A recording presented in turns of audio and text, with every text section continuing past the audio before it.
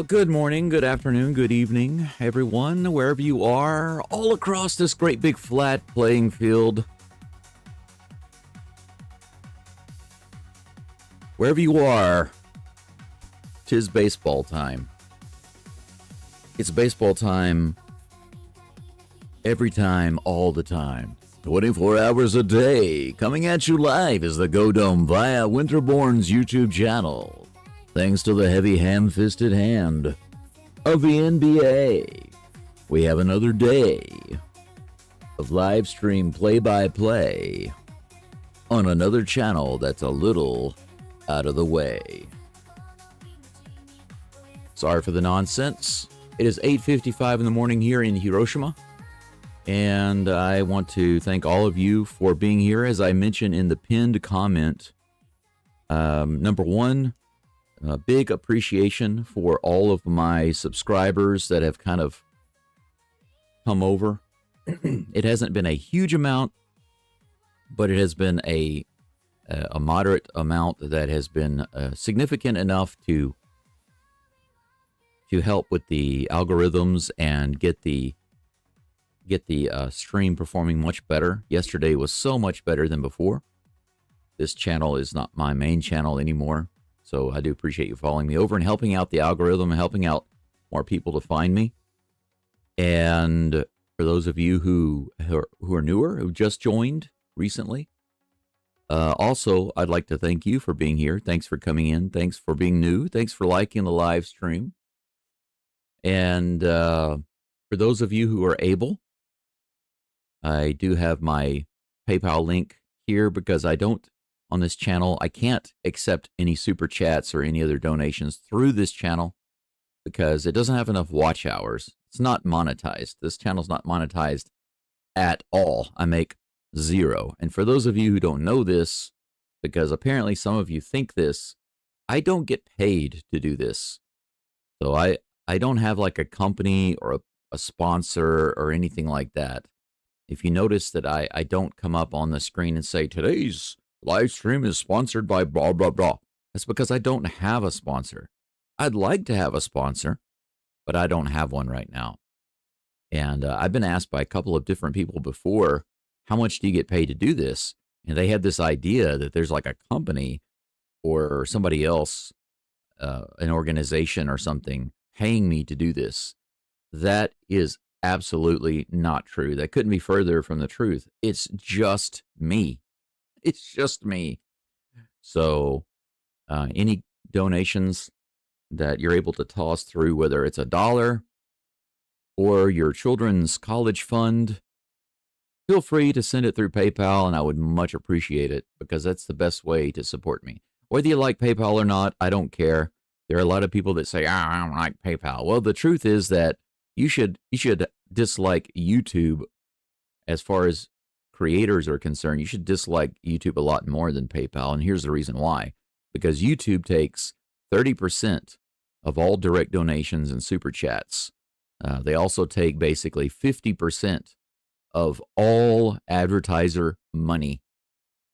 So at the end of the day, the creators like myself, live streamers, etc., we get a very small portion of the effort that we put in. So PayPal only takes about, 3%? 3 versus 30%. Huge difference. So I much prefer donations through PayPal if you can do it. But anyway, thank you very much. Let's see here. Let me pull up the game. See if they've got they should have yep. We've got some commercials going on at the moment, but they've got the starting lineup on the screen now, so I can read that off to you right quick. Hey, Daryl, how's it going? Daryl says we're in for another long game. Stringer not in the lineup, but is available. Well, you know what? I think they were okay without Springer today. I think he can rest, and here's the reason why, Daryl. I read an article yesterday. They made a very, very simple, easy point, and I agree. They can just put Falefa at second base, and they can put Bo Bichette in the DH spot. Very easy, right? So Bo Bichette can lead it off for the Blue Jays, and I think they didn't do that today. They did put Bichette in as the DH. They did do that. And Falefa is in at second base, so they did make those changes. The thing is that they moved Nathan Lucas up to first, Guerrero second, and then Bichette third. So they did not put Bichette in as the leadoff batter. They put him in the third slot. So we'll see how that goes today. It's interesting because they have Barger batting fifth today. So most likely it obviously hurts. It obviously hurts not to have Springer in the lineup. It's always better, especially in the playoffs, to have Springer in the lineup. But we are into the game, so let's take a look. The Blue Jays are going to start off with Nathan Lucas. And Shohei Ohtani is on the mound today. I'd really like to see him get lit up. Vladimir Guerrero Jr. is batting second. Bo Bichette batting third. We've got a nice starting lineup, I think, for the top of the order. Addison Barger batting cleanup in the fourth slot. Captain Alejandro Kirk batting fifth. Dalton Varsho batting sixth. Clement batting seventh. Jimenez batting eighth. And, of course, Isaiah Kiner-Falefa batting ninth. Of course, they're going to be talking nothing about Shohei Ohtani, so I'm going to mute this. I don't want to hear about Ohtani again. That's all they do is talk about. If you took Ohtani out, then they would be talking about a bunch of different Dodgers players. If they didn't have Ohtani, if Ohtani was not on this Dodgers team at all, then they would be talking about multiple Dodgers players. If the Dodgers were not in the World Series, they would still be talking about the Dodgers. Because that's the way MLB and mass media works. They talk about the Yankees, they talk about the Dodgers, they talk about Shohei Ohtani, not in that order, in reverse order. Ohtani, Dodgers, Yankees maybe, and then after that, whatever. But if the Yankees didn't exist, the Dodgers didn't exist, and Ohtani was not in the MLB, they'd have a hard time trying to figure out what to talk about. I guess they'd have to talk about the Cubs, because that's another organization they tend to prop up sometimes. Let's see here. Glenn, if you're listening, I got your message. 14 degrees there. It was down here at almost 0 last night. He's sending me a video. That's interesting.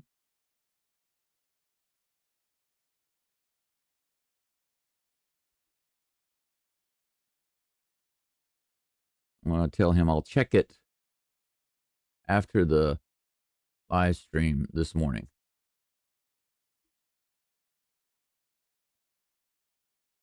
He sent me it's listed as private. Video unavailable. Okay. I have to let him know that video. It says video unavailable. By the way, it says video unavailable.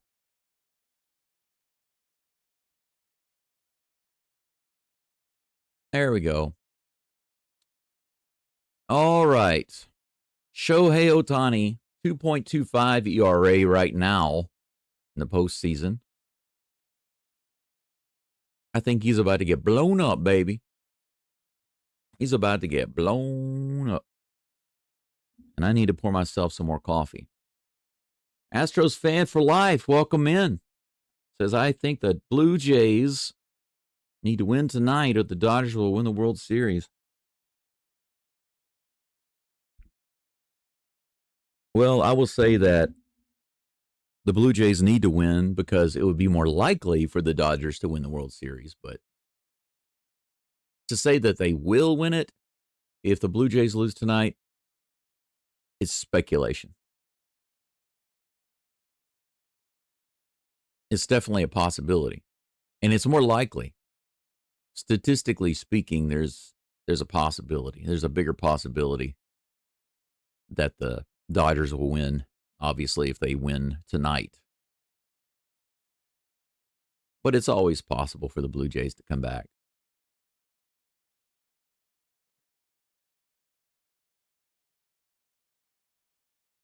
All right. My warm cup of coffee is done.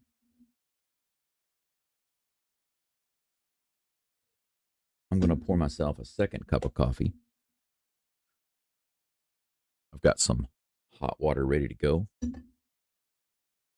Whoa. Put it too far away.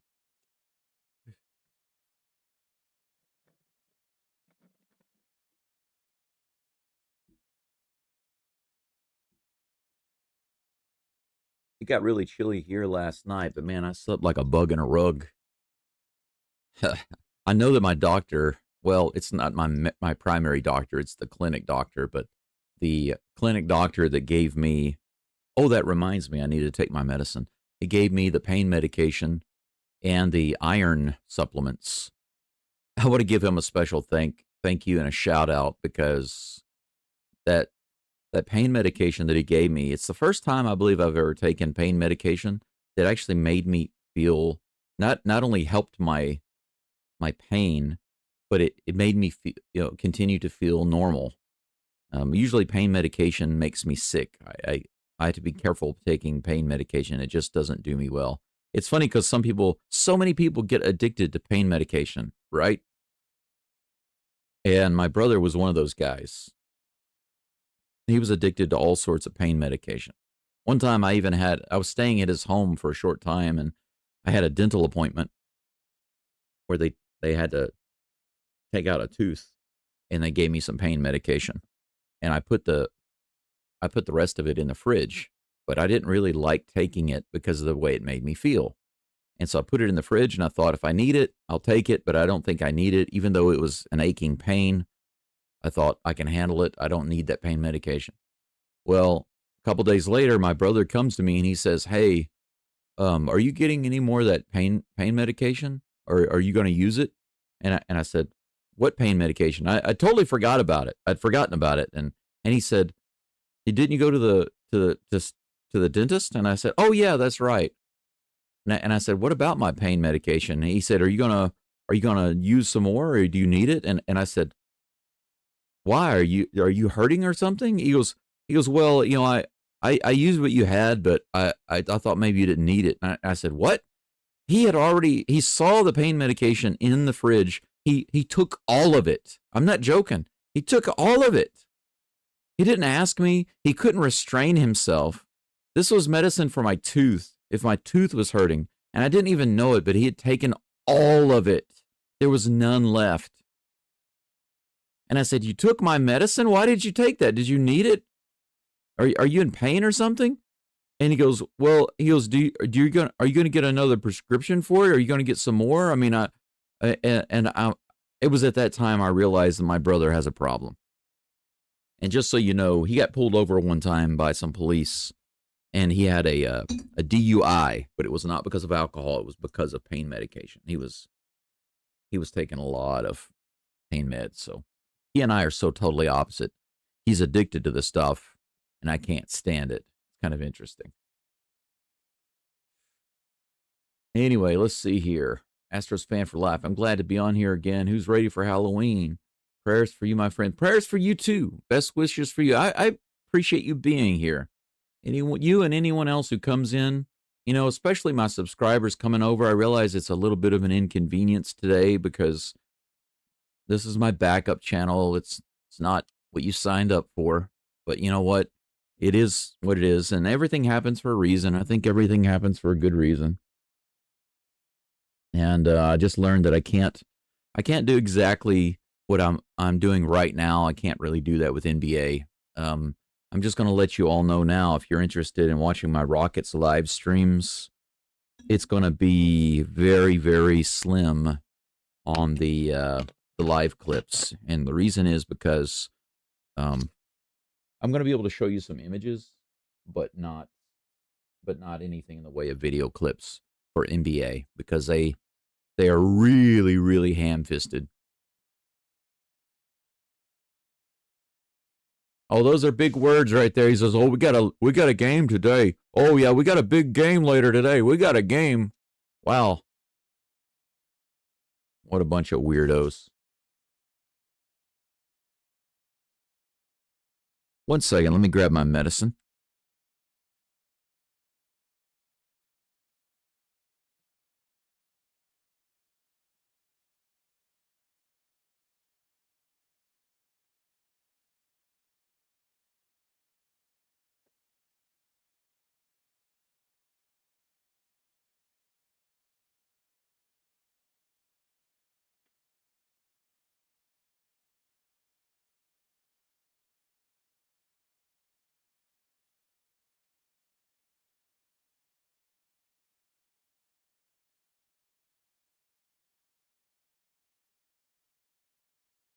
Got it. Otani's warming up on the mound. We're getting ready to go. We're going to have that first pitch here in just a moment. Un momento, por favor. Let's see here. Glenn, get him. Yeah, I got it. When it says I'll resend the link once I make it public, that should have worked. I'll sort it out.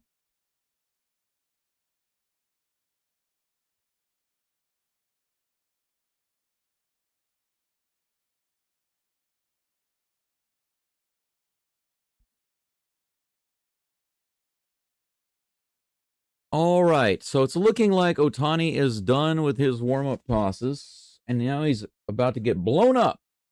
Come on, Jays. If you're a Dodgers fan, don't worry. I won't be rude, but I will promise you that I'm going to mess around with them. Use the force, Lucas. George Lucas Skywalker. Nathan Lucas Skywalker at the plate. First pitch is high and outside for ball one. And this party has started. Woohoo! Let's do 18 more innings.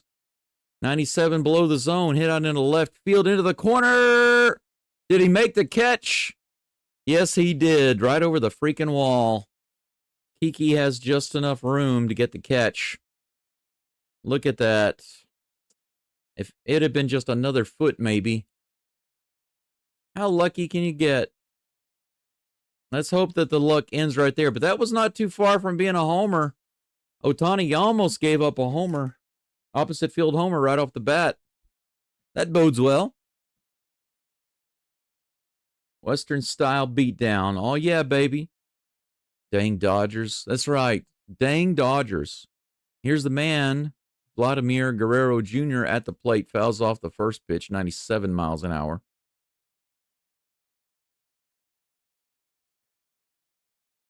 Let's see here.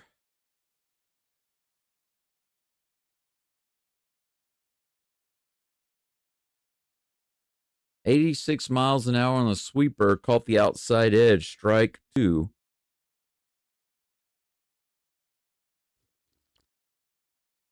There we go. Here comes the 0-2 pitch. He chased a sweeper low and outside. Strike three. On Guerrero Jr. That's two down.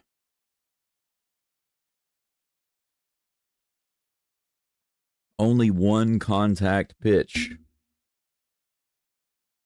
for Guerrero there. Bo Bichette batting .429.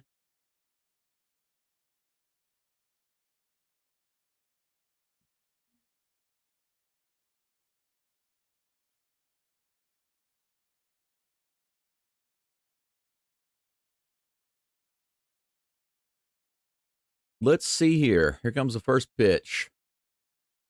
Ooh, he went after that one, but it was 98 in the bottom of the zone. Swing and a miss. Man, Bichette's got some big legs. I wonder if that's all muscle. I don't know him very well. I don't know what was going on there. He just backed off. Another 98 mile per hour fastball. He just took it.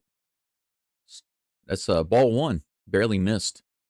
Counts even 1-1. How fast does he run? Swing and a miss. 86 mile per hour sweeper. That's two swing and misses on that sweeper. Last one was to Guerrero, way outside and low. Don't swing at that garbage. Come on, don't swing at that. 1 ball, 2 strikes. Here comes the toss. Outside, good. That was another low outside sweeper, but he didn't bite on that one. 2-2. 2 balls and 2 strikes. Got 9 people watching right now. Thanks for being here. Little outside, another sweeper. That one was higher. He tried to change the location, looks like. Didn't work out for him. Full count. Come on, Bichette. Low and outside. And it bounces to the backstop. Otani has a walk. Nice comeback by Bichette there. Nice, good, patient at bat.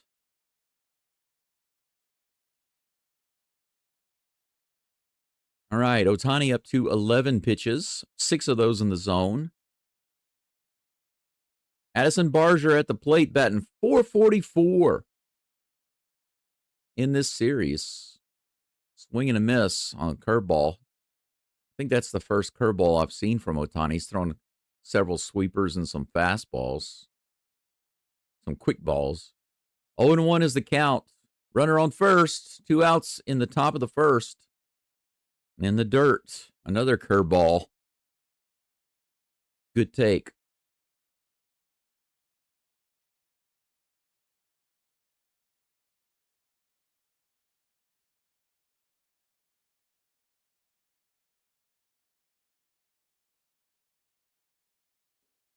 One ball, one strike. Shohei gets a new ball. Maybe this will be one of those loaded home run balls. Come on, Barger. Low and inside on the fastball, 98 miles an hour. 2-1. Thank you for putting likes on the live stream, guys and gals. Here comes the 2-1 from Ohtani. No, Ohtani. Right in there. Don't take that. 98 miles an hour. Right down the middle. And he just stood there and took it.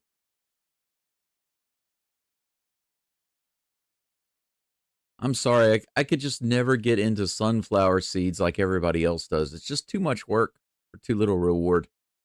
79 miles an hour below the zone. 3 balls and 2 strikes.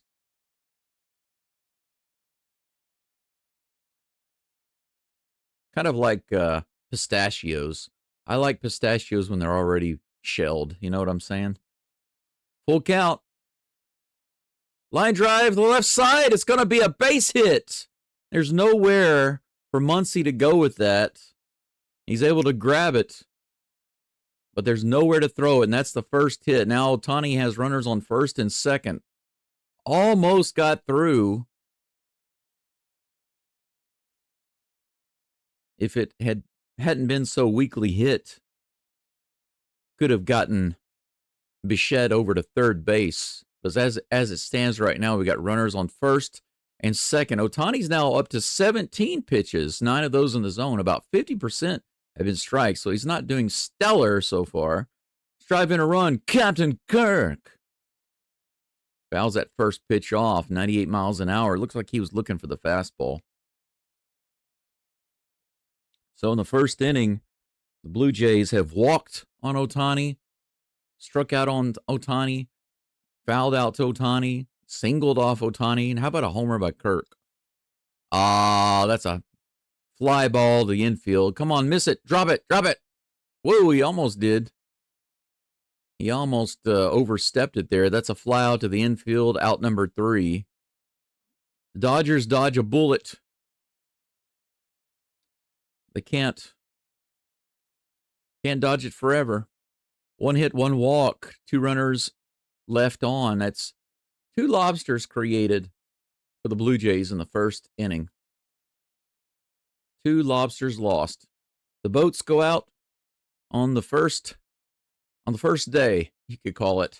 If you want to look for those analogies. The Blue Jays boats go out on the first day.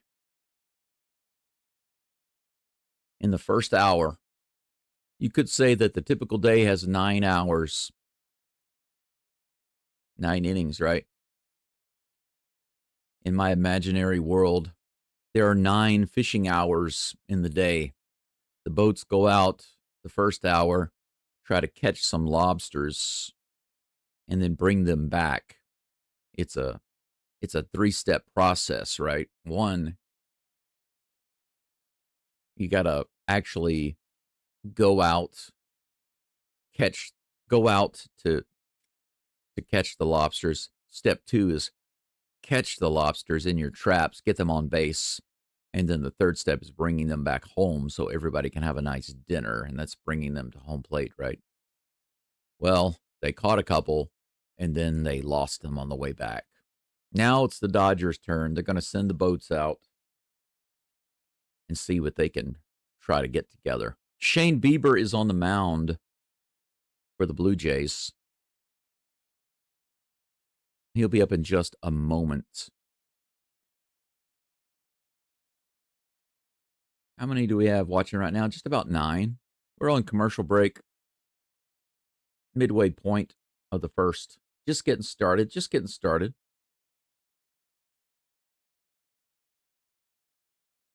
Getting some notifications here.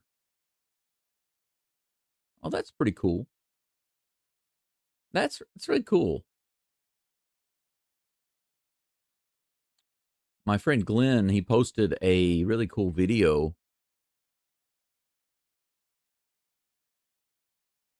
It's a walk around of my house. It has the before and after, side by side, or actually on top of each other.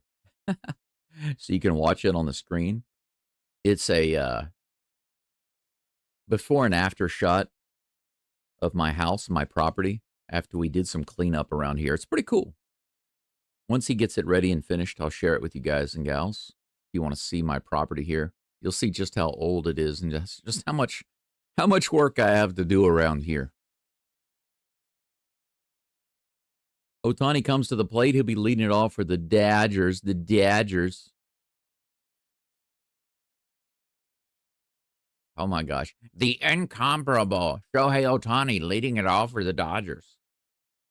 Man, kiss up some more. Ball 1. Here's the next toss from Bieber. High again. Ball 2. Oh, Brennan, hey, listen, don't worry about that. I couldn't stay the entire time either. I had my, I stayed close to the end. I almost got there. I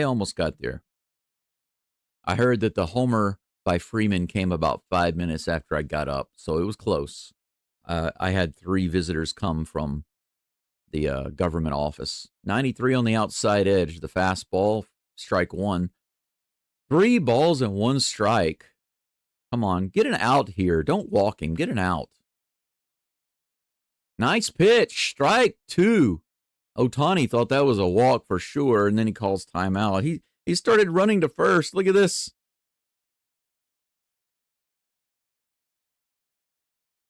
It was low, but the curveball fooled the umpire. It was a big curve. A big curve. 3-2. Come on, get him out. Oh, the one he should have called a strike. He didn't. On the outside edge, and that's a ball 4. Are you kidding me?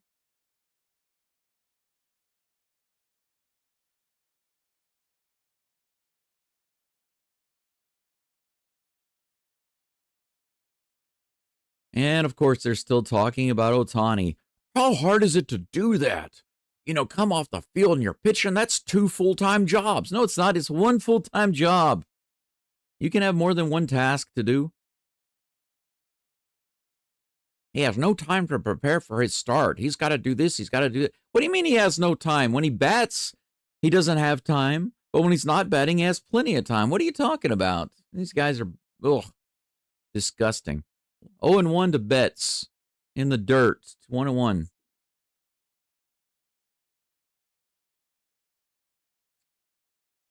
Selfish Otani. Well, Otani, I don't think Otani is selfish unless you're talking about what he did to his translator, throwing him under the bus instead of taking the blame for the gambling. I still think there's a lot more truth to that. MLB just covered it up. A co-conspiracy with the government, if you will. Otani paid the umpire. He might have. He might have. Yeah, Brendan, I understand. Ended way too late. There are several people who said the same thing. They said, I just got to go. It's too late. Here comes the 2-1 pitch. Mookie Betts gambles and smokes. Lower outside corner on the fastball. Strike 2. 2-2. Charles says, let's go Blue Jays. The beatdown on Dodgers is due tonight. Can't dodge a real bullet. Maybe Bieber will deliver that. That's in the dirt. Kirk is able to block it. And we have a full count with Otani on first base and no outs.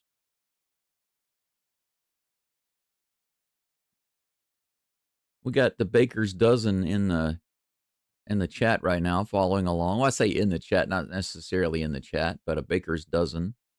following along. I appreciate you being here. Let me reload to see how many likes we have on the live stream. 6. This is hit high in the air. The right field should be playable. Barger is over. Puts it away.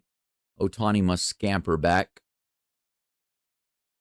I'm surprised that the I wouldn't doubt it if I heard the commentator say, "That's caught in shallow right field. Ohtani scampers back to first base like a pristine deer."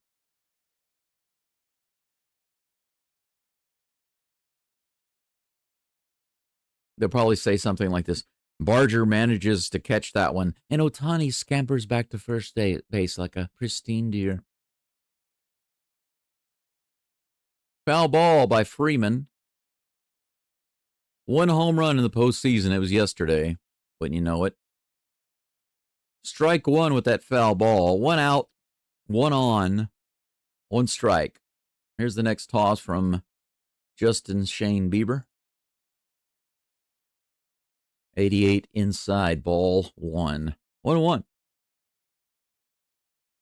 Brendan wants to know if my main channel's coming back this weekend. It should be back. Actually, I might be able to do the next game tomorrow on my other channel. There's a bouncer to second. They go to second base to get that 1 out. Ohtani is out. He comes up a little slow after sliding in at second base. So they get the lead runner. No double play. Freeman is on first base with 2 outs. Will Smith comes to the plate. Brendan, my understanding is that after you get a first strike, you can't live stream for 1 week. That 1 week is today, but I couldn't live stream on my channel today. So my guess is that I can live stream tomorrow. That's the best I can tell you. Is that going to happen for sure? Don't know. I'm just telling you what I've read.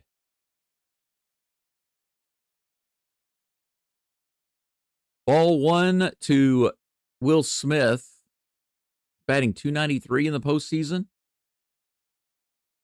It's righty on righty crime. Yep, 1 more out. Let's go. Tapper at the plate. Off of Kirk's leg, looks like. He jumps up and moves around a little bit to walk it off. Walk it off, son. Walk it off. 1 ball, 1 strike. You can see here when Ohtani slides in. Something about that.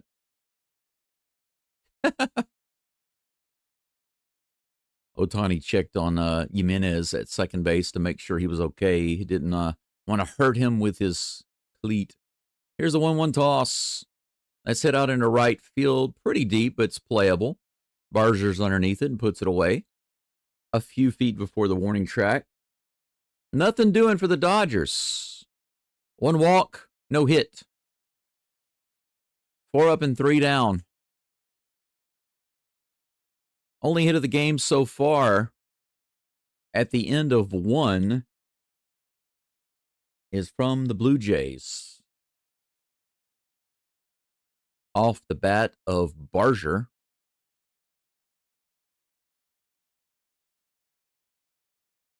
But the score, once again, is goose eggs. I'm sure we're all familiar with that. 0-0. What does a goose sound like? I'm not really sure. Yeah, that's right, Brendan. The Rockets start about an hour and a half before. They start an hour. Speaking of the Rockets, check out my, can you see my new winter hat? Can you see that? How do you like that? Houston Rockets, baby. When I was about to order a hat, a Houston Rockets hat, and I realized, wait a second, it's starting to get really cold around here, and with a regular hat, my ears get really cold. So I thought, why not see if they've got a nice Rockets winter hat on Amazon Japan, and they did. So I got this one. It's a black. No, actually, it's really dark blue. It's like a navy blue. I don't know if you can see it on the screen, but it's like a really dark blue, and it's got the Houston Rockets on it. Aflac. Yeah, okay, that's right, Daryl. Daryl, thank you for reminding me. That's what a goose really sounds like. I forgot about that. I thought that a goose would sound like wonk wonk or something like that, but you're right. Geese say Aflac. Thank you for reminding me. Oh man, that's funny. Oh, my PayPal balance is exactly $0.00. Yeah, because recently I paid for my NFL package. I paid for my Rockets package. So just so you all know, I have paid for my live stream for the NFL uh, Houston Texans games. I can watch all of those games. Nothing is blacklisted for me. I can do all of those games as long as my health is okay. I can live stream all of those games. Um,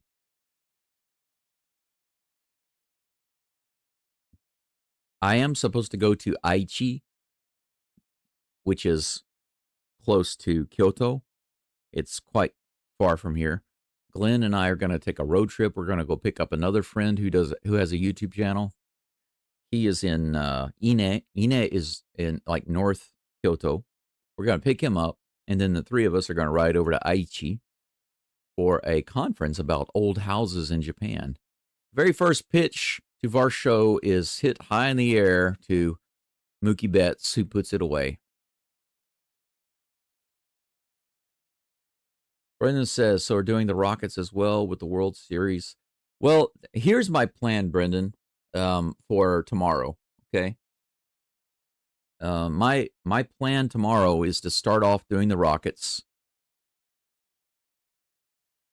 and then if the Rockets game ends 2 to 2.5 hours in, I'm thinking about just doing the whole Rockets game and then switching over to the Blue Jays Dodgers game. That's what I'm thinking about doing. Because I could do the first hour and a half and switch over, but to be honest, I feel like I should stick with the Rockets first. And here's the reason why. Because my channel is about Houston, so I should do the Rockets all the way to the end, and then I'll switch over to the Dodgers Blue Jays game. What do you think? But right now, if you'll notice on this channel, it's 2-2, by the way. The count's 2-2 to Ernie Clement. Sorry about that. So busy talking about other nonsense. Here's the 2-2. Grounder on the right side. He's going to have to toss it to Ohtani, and Ohtani covers to get the out. Out number 2. Andre Jimenez comes to the plate. Batter number 8 today. He's not batting 9th. He's batting 8th. Falefa is batting 9th. He's on deck right now. Falafel. You'll notice on this channel right here, I've got the next game scheduled tomorrow. You'll see that it's already scheduled here. But that's just in case I can't schedule a live for my other channel. That's a tapper back to Ohtani. Man, it doesn't get any easier for the Dodgers right now. They're getting lucky and getting those little tappers, a little tapper back to the mound, a little easy grounder to the infield, a foul ball right over to the wall. They're getting the lucky breaks at the moment. That's the end of the top of the second. 3 up and 3 down, nothing doing for the Blue Jays. But in the next inning, they'll have Falefa starting it off, and then the top of the batting order back up with Lucas and Guerrero. For now, Bieber will be back on the mound. He's up to 18 pitches. Teoscar Hernandez is due up, followed by Max Muncy and Tommy Edman. 16 people watching. It's slowly going up. It seems that the way it typically works around here on my live streams is that it starts off really slow. It starts to pick up a little bit midway through the game, and towards the end of the game, it gets much, much higher.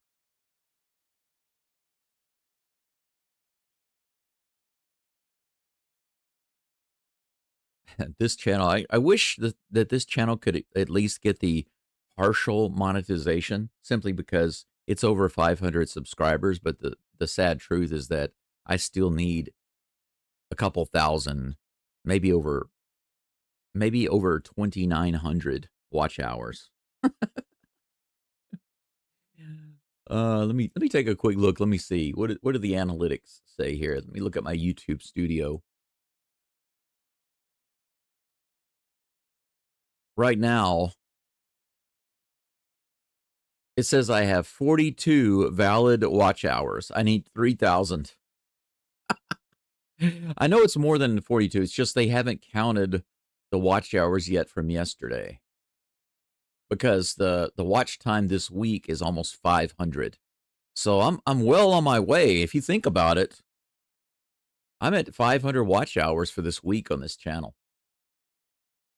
So I could just do my live streams here for the next couple of weeks and get this channel monetized just from doing the live streams. It's just that, you know, I don't necessarily want to do that because it's taking away from my main channel. My main channel actually makes ad income. This channel makes nothing, so I have to rely 100% on donations.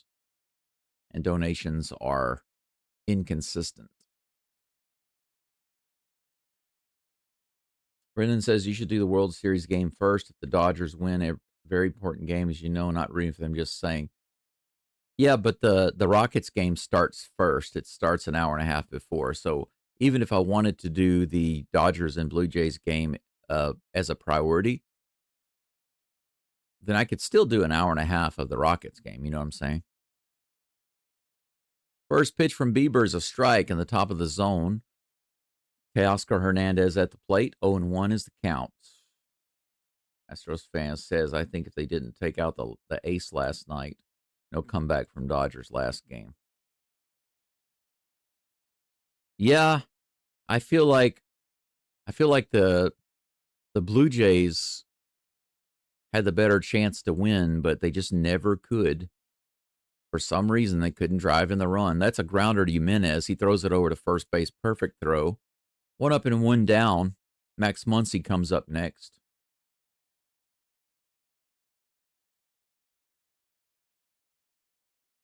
I think Max would have struck out Ohtani. Max Muncy?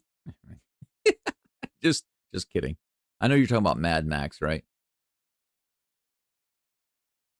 Are you talking about Mad Max? Here's the toss. Up and in. I hope you're talking about somebody other than Scherzer, because Scherzer was getting owned by Ohtani yesterday. That's low. 2 balls and no strikes to Muncy. Don't throw this guy balls. This guy's batting 143, 190 in the postseason. Come on. What? 3 balls and no strikes to Max Muncy. Are you kidding me? This is the one guy in the lineup you should be owning, or the second guy in the lineup you should be owning. A ball 4. Are you kidding me? A 4-pitch walk to a guy who's batting 190 in the playoffs. Are you kidding me? Why? Why would you do that? They're like, oh, he's a left-hander. You got to be careful. But he's not good.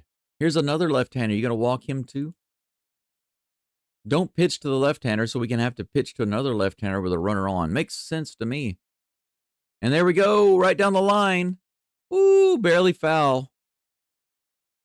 See, that's what happens. You have to pitch to this guy because you can't let him on too. Sometimes I just wonder what they're thinking. We got a left-handed batter at the plate. Let's pitch around him.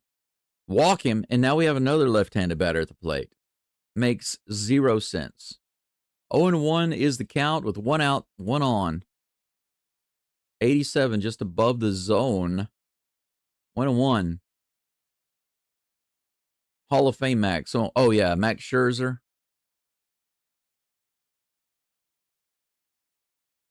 I don't think he would have struck out Ohtani because Ohtani was owning him the whole time. Did you see the first few at bats that Ohtani had? Every time he came up against Scherzer, he owned him. He was getting doubles and homers off of Scherzer.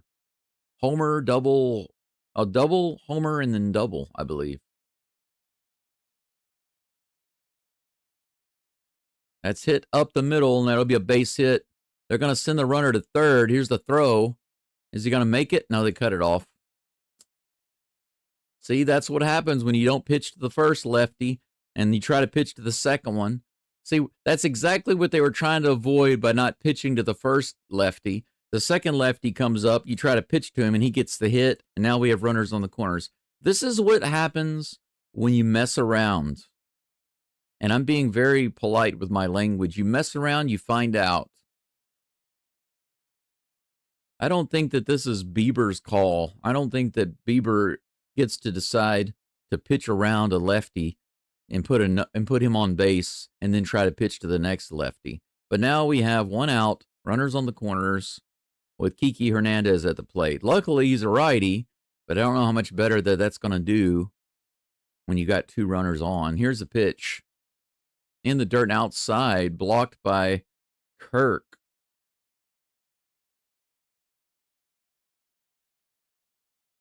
Sometimes it feels strange, you know. It feels strange. Right up the middle was that pitch. It feels strange whenever you see stuff happening in the game and you already knew that it was a mistake, right? You knew that it was a mistake. And I don't mean your gut feeling. I mean, you just know you don't do that. That's like a baseball foundational mechanical thing. It's a foundational common knowledge thing. And the coaches decide to do it, I don't know, because of a gut feeling or something, a guess, an emotion, and then it backfires. Why? Because you made the wrong call, that's why. 86 miles an hour, low and outside, swing and a miss. 1 ball, 1 strike.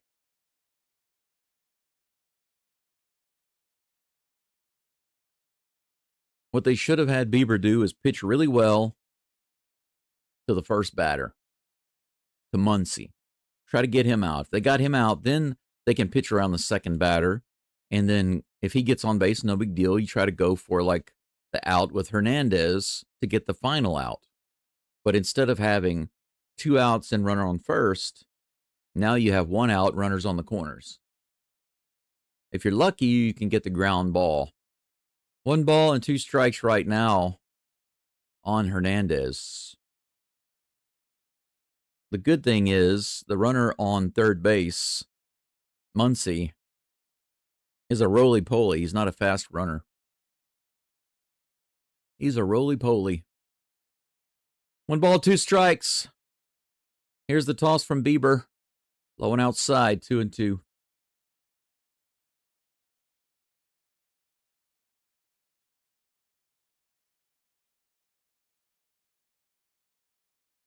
Got about 18 people following right now. Thanks for being here. Make sure you leave a like on the live stream. Arigato. Here comes the 2-2 pitch. 2-2 toss.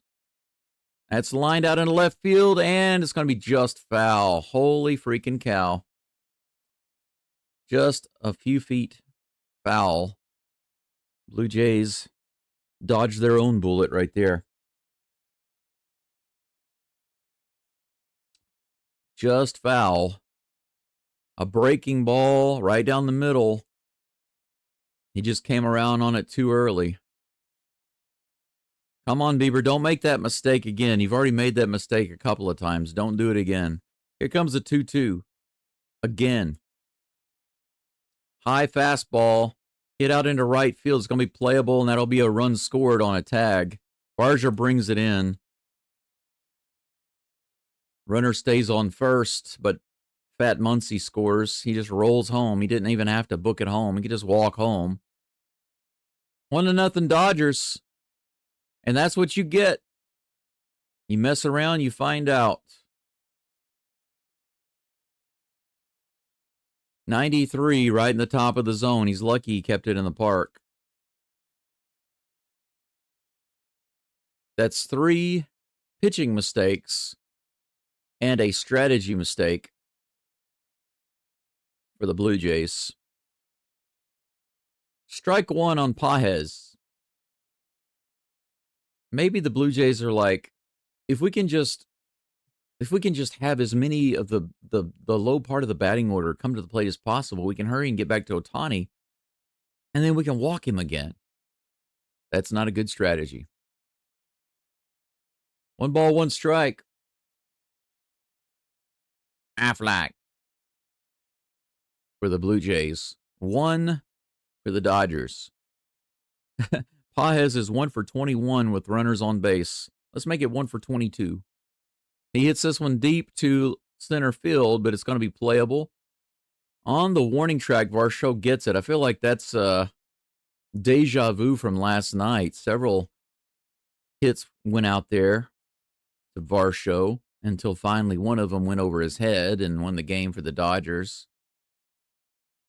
Thanks a lot for that 18-inning disappointment yesterday, Blue Jays. But you know what?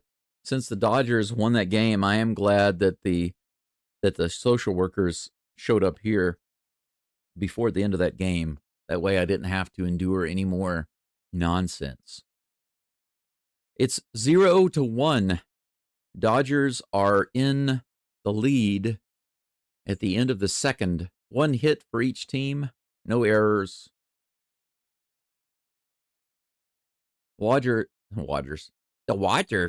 Los Angeles Dodgers have 2 walks now. Blue Jays have 1 walk.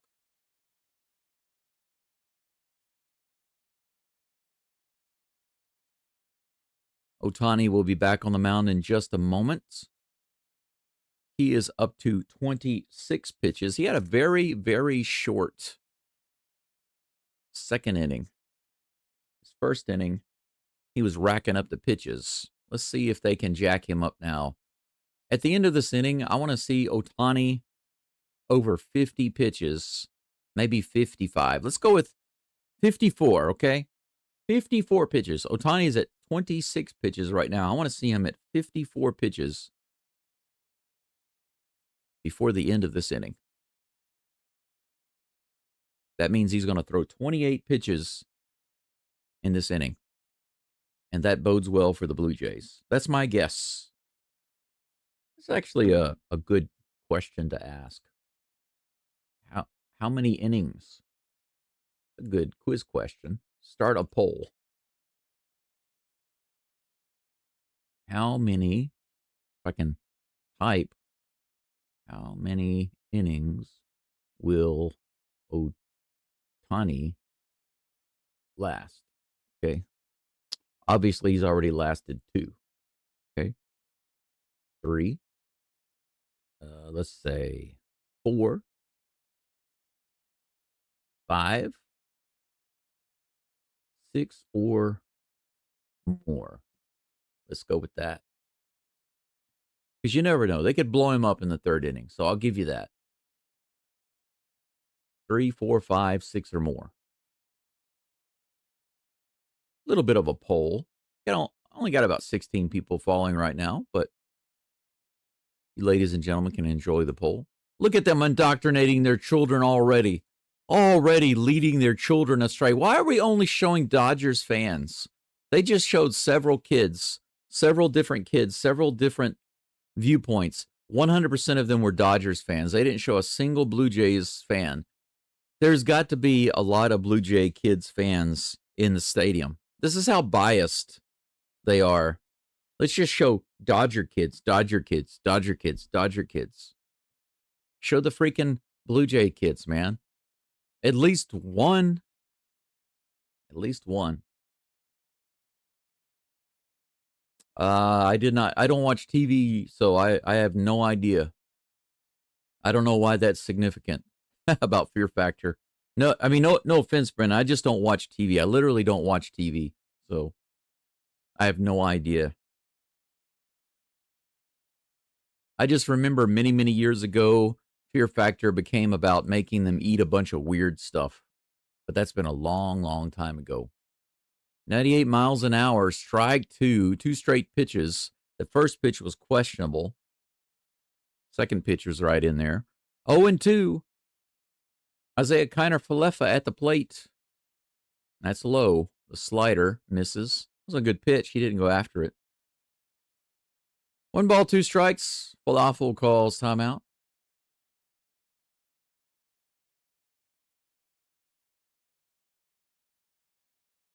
One ball, 2 strikes. It's the top of the third. Here's the pitch from Ohtani. That's hit up to second base. Should be an easy out, and it is. Falefa grounds out to second. Nathan Lucas comes back to the plate.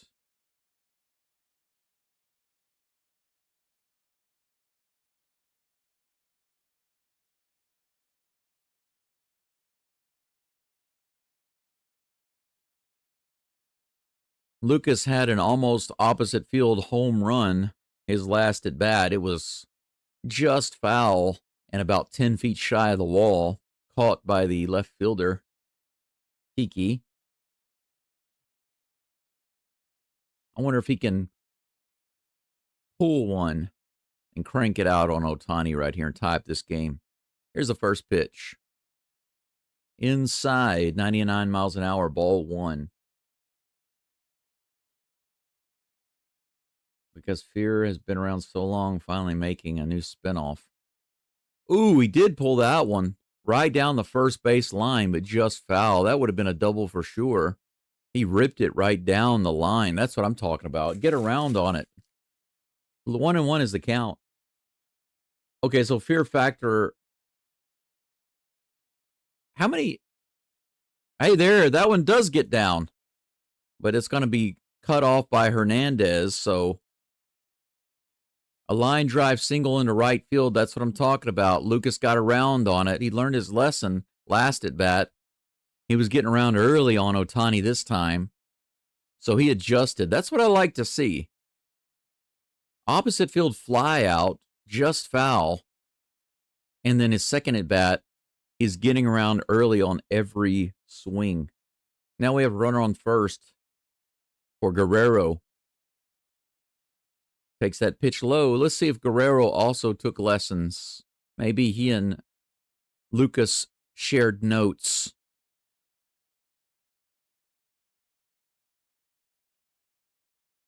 Kershaw hanging out in prison, otherwise known as the bullpen.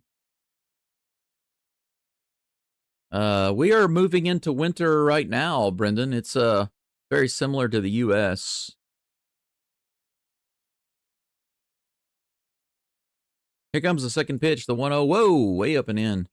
Misses on the curveball. 2 balls and no strikes to Mr. Vladimir Guerrero Jr. Now, let me ask you this, Brendan. Has Fear Factor not had a new season in a long time? Is that why it's significant? Here comes the 2-0 pitch from Ohtani. Guerrero fouls it off. 97 right in there. 2 balls and 1 strike. Right now, it's getting pretty cold. Last night here at my house, the elevation is over 700 meters, maybe about 700 and something meters. So, and I'm surrounded by small mountains. Yes, Guerrero with a homer. Here it comes. 2-0. 2-1. Yes, it's back. It's gone. Ohtani gives up a 2-run shot to Guerrero Jr. How about that? 7th postseason homer.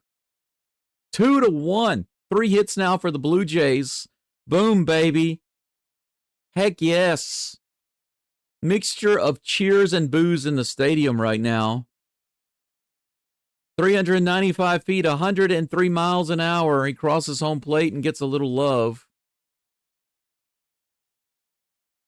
Yeah, baby. That was a breaking ball, a little high, flat. Did not break at all. He threw it high. Guerrero punished it. So Ohtani makes a pitching mistake. And Guerrero makes him pay. It's 2-1. Opposite field ground ball by Bichette. And he's thrown out. That's another ground ball. 2 down. Yeah, look at this. Look at this breaking ball. Just stayed up.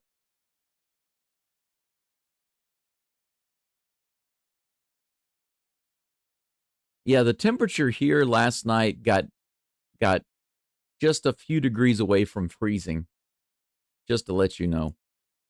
And next month, typically around in this area, the first big snow of the winter will start.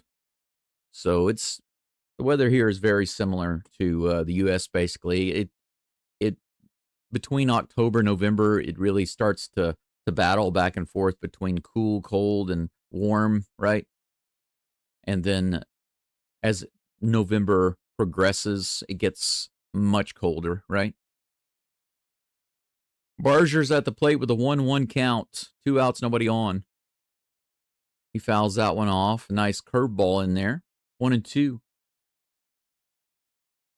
The guy from Kick-Ass is hosting the show. Looks crazier than normal. Well, I don't really know much about the show, to be honest, Brendan. All I know is that when it started off, it was about having people. I was in the U.S. at the time the show started. That's hit out into left field. Should be an easy fly ball. Hernandez is under it. Puts it away for out number 3.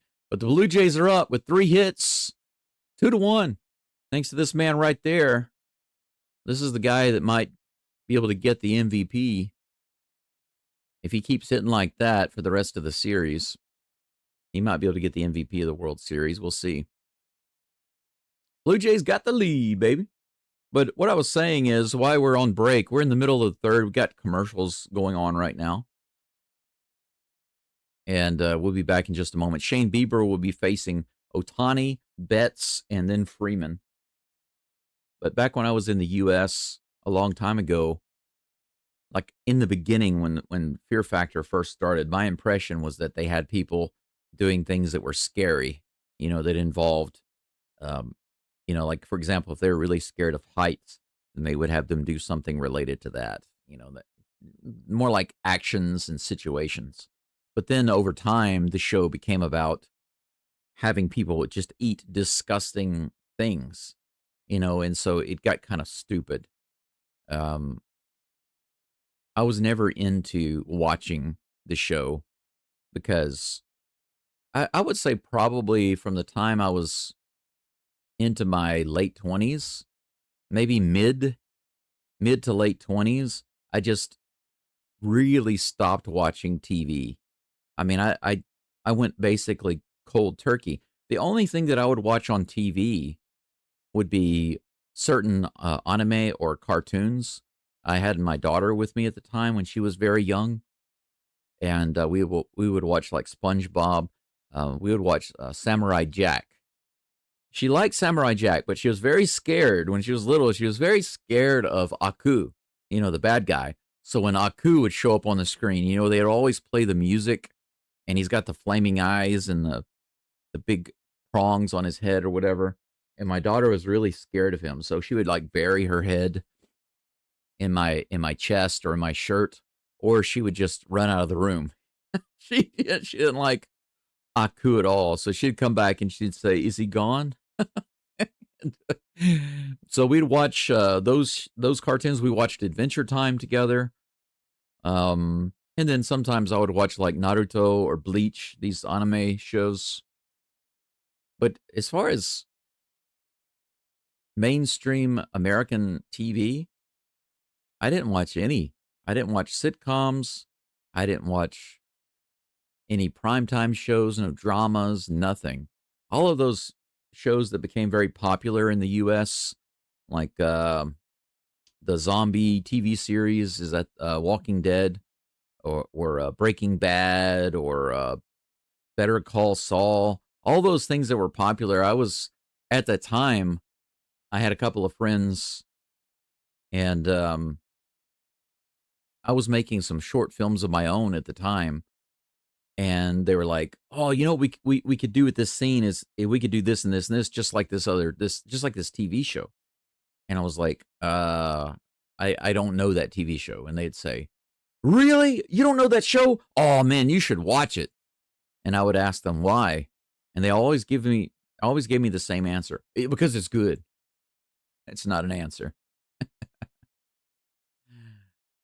Foul ball. The count's 1-1 to Ohtani.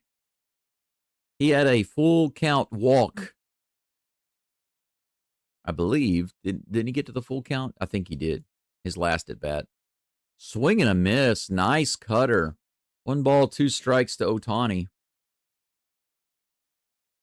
Brendan says it's starting to get cold in Houston this week. The leaves must be coming down, right? I've been having to rake a lot more. That's actually what triggered my pain. Check swing with that knuckle curve. They say he didn't go. That's a 2-2 count. 3 days ago, I spent a couple of hours outside raking and burning leaves and bamboo and grass and stuff like that. And then I started having massive pains. That's why I had to go to the doctor.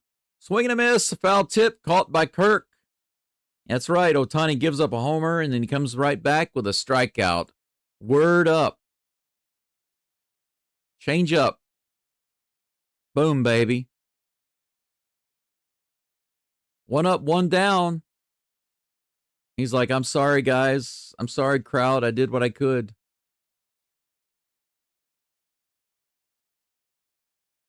Right in there. Strike 1, 93-mile-per-hour fastball in the low part of the zone.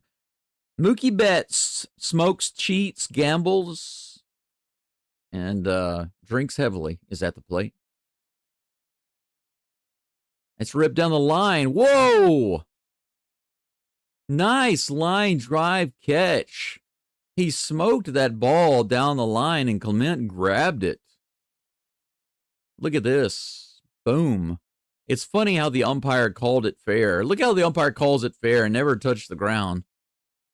Why do you need to call it fair if it's a line drive that's caught? 2 outs. Freddie Freeman at the plate. Nobody on. Ooh, a little low. 93 miles an hour, called strike 1. I think the low temperature tonight is supposed to be 4 degrees Celsius. Fouls it off. 0-2.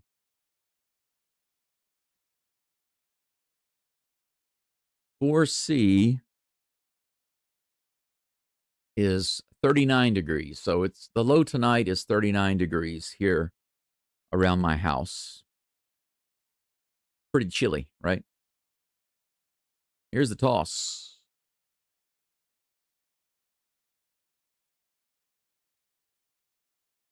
Another foul off. The count remains 0-2 against Freeman. Bieber up to 48 pitches, 27 in the zone. Come on, let's get that third out. Crack him out. That's hit out into left field, line drive, and it'll drop. Darn it. Can't have a clean inning, can we? Runner on first base with 2 outs.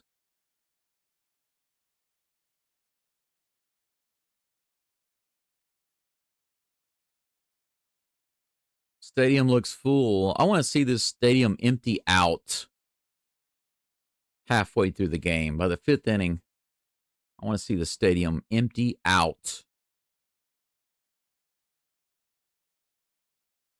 Will Smith at the plate with a runner on and 2 outs, high and outside. I'm going to go ahead and close the poll because now that we are beyond the 3rd inning, most people said, 33% said 6 or more or 3. They were divided. We'll see. Here comes the 1-0 pitch, low and outside. They made an attempt to knock Ohtani out in the 3rd.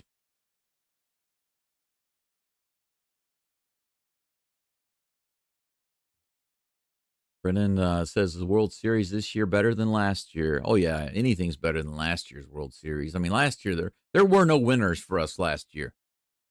No winners.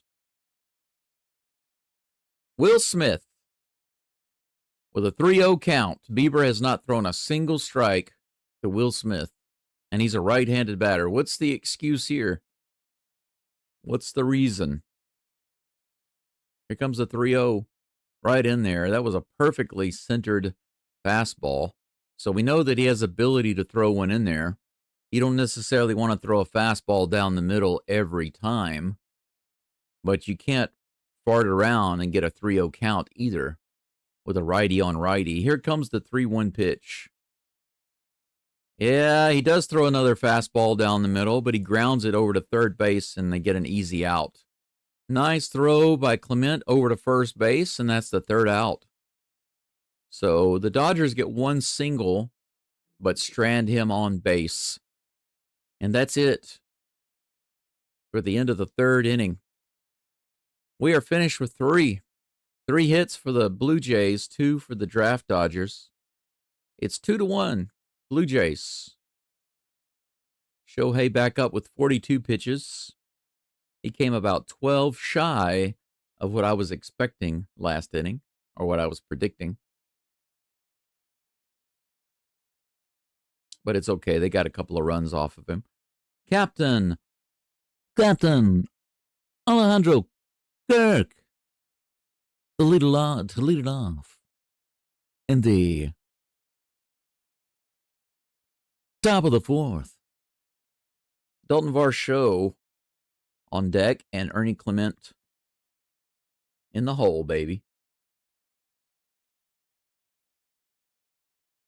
Brendan says the low temperature is supposed to be 46. Today in Houston? Really? Are you serious? I'm surprised that it's that cold there. That's probably what the low temperature is going to be in Hiroshima City tonight, because it's a little colder where I'm at right here in the countryside. The elevation here is much, much higher. Let's see. Let's see how much it is. 750 meters to feet. How many feet is that? Oh yeah, it's close to 2,500 feet elevation here. 2,450 basically.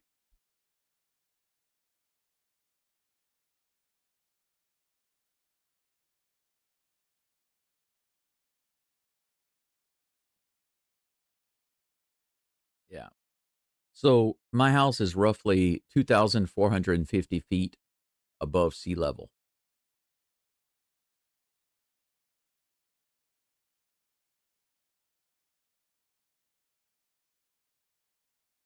So we get the cooler weather and the much colder weather, the heavy snow. I have to get snow tires and put snow tires on my van. If I don't put snow tires on my van, there will come a point where I cannot get out of here. I literally cannot. The roads will be covered in ice and snow, and it's mandatory that you have at least snow tires, or the studless snow tires on your car. And if you don't, the police can ticket you. And sometimes they issue if it gets too heavy, if the snow gets too heavy, they will issue mandatory chains. So the studded tires are not enough.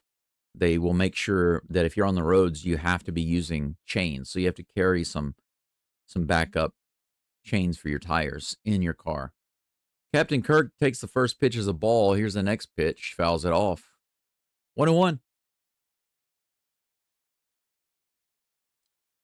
Are you kidding? Well, Cruz, I'll tell you this. If you go to my Go Dome channel and look on the community posts, just so you know, in case I have to live stream here again, I always post this link over there, so you can always check there first. That first pit, or that second ball, is outside. 2-1 to Kirk. No outs, nobody on. Top of the 4th. Your internet is knocked out? You still on the ship? And if so, why is the internet knocked out? 2 balls and 2 strikes to Captain Kirk. Springer is in the dugout. It's nice to see him there. Here's the 2-2. Oh, man, how do you miss that one? That was a perfect curveball right down the middle. Kirk had the right idea to swing at it, but he completely missed it. I'm telling you, man, those are my favorite pitches. Oh, he got out way ahead of it. That's why. He was looking for a fastball. Yeah, you swung way too early, Captain. One down. Dalton Varsho, let's go. 98 on the inside edge. Strike one. Could have pulled that one. Oh, Cruz is back home. We had some kind of storm. I gotcha. 93 miles an hour, high and outside, 1-1. Next pitch will be Ohtani's 50th of the game. Here's the toss. High and outside. 2 balls and 1 strike. Internet's bad on the Cruz and expensive. You got to pay extra for internet? That's ridiculous. Low, ball 3, 3-1. 97 mile per hour fastball. He misses with a breaking ball and then misses with the fastball. How much does it cost to get internet on the Cruz? Here's a toss. Fouls it off. 97 above the zone there. The count is now full. 3 balls, 2 strikes with 1 out, nobody on. Come on, Varsho. Let's see what you got. Let's go. Another swing and a miss on a curveball right in the zone. This one was a foul tip, but the same result as Kirk. This was a better swing. He swung under it. I'm surprised he didn't swing. But, you know, that's something you don't see too often. Swinging underneath the curveball. Usually they swing over it, right? It misses the bat underneath, but he actually swung under it. That's interesting. Either way, it's the second out. Clement at the plate, low and outside on the fastball, 97 miles an hour. Ball 1. Cruz says, I was in the middle of editing videos when it went out. You were editing online? What do you use for editing videos? 86 miles an hour, the bottom of the zone. Swing and a miss, 1-1. I use 2 different programs. If I'm on my phone, I use InShot, which is offline. It's not online. It's an app. Swing and a miss on the outside, a sweeper. 1 ball, 2 strikes. Nobody on, 2 outs. On my computer, I use DaVinci Resolve. Here comes the next pitch. Check swing. Did he go? No, he didn't. 2-2.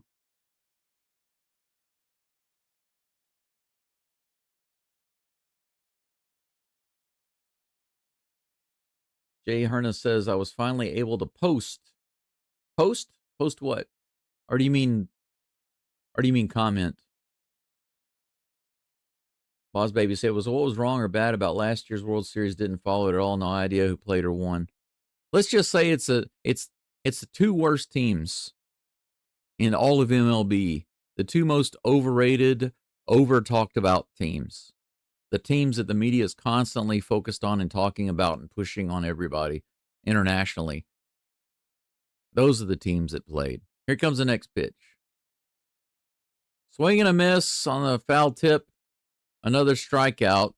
So Ohtani comes back from the home run inning. He gave up a single and a homer last inning, but this inning is 3 up and 3 down. Nothing doing for the middle of the Blue Jays lineup. Next inning, they'll have Jimenez, Falafel, and Lukes coming to the plate. But for now, Shane Justin Bieber, there's that homer. They're showing a homer by Springer versus the Mariners. That wasn't the really big homer. But Bieber will be facing Teoscar Hernandez again, Max Muncy, and Tommy Edmond. But this time, no fooling around. Don't fool around with these guys. This should be 3 up and 3 down for Bieber. I hope that Bieber just pitches to each of these guys to their weakness and doesn't listen to any stupid strategies from the coach. Just pitch to their weakness. You know what I'm saying? Gordon. Oh, hello to you, by the way, Boss Baby. Welcome back. Gordon says, watching from Hong Kong. Thanks for the service. Hey, Hong Kong. Are you just there temporarily, or Are you from Hong Kong, or are you just have you been in Hong Kong for a little while? I've been to Hong Kong many, many times, more than 2 or 3 dozen times. I've been there a lot because I lived and worked in Guangzhou for about a year, and I went to Hong Kong many times while I was there. And yeah, it's not too far from me. I'm in Hiroshima. It's a short flight from here to there. Cruise says I think they were charging $120 for 5 days on the cruise, but I got it for two 24-hour periods, $35 each for the highest speed. Yeah, that's ridiculous. $120. That's ridiculous for a month of internet, much less 5 days. That's ridiculous. Cruz says I used Filmora, but I recently switched to Clipchamp. I got you. You're using the I guess you could say the simple or quick, easy online tools, right? Yeah, I don't like any tool really that I have to use online. I prefer offline tools. So I have one on my phone and one on my computer. They're different tools, but each has its benefits and drawbacks. But of course, Resolve is the strongest it can do. It doesn't have all the bells and whistles unless you get plugins. You know, all the stuff to make it look eye-catching and amazing and stuff. But I don't usually make those type of videos anyway. So that first pitch is hit out into center field. Hernandez flies out to Varsho. One away. One pitch, one out.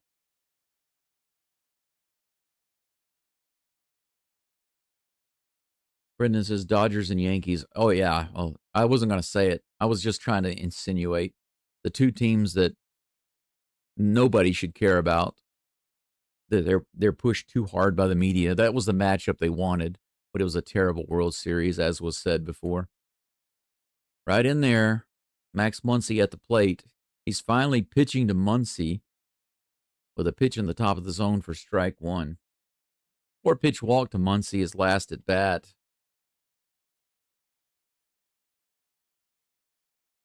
Muncy takes a timeout after the first pitch. I guess he's not used to getting strikes.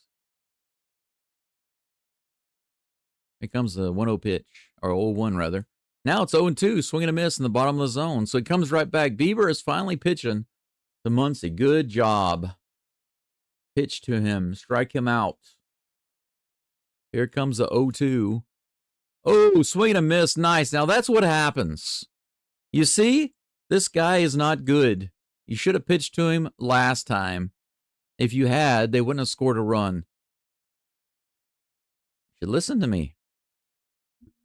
Blue Jays should pull my channel up.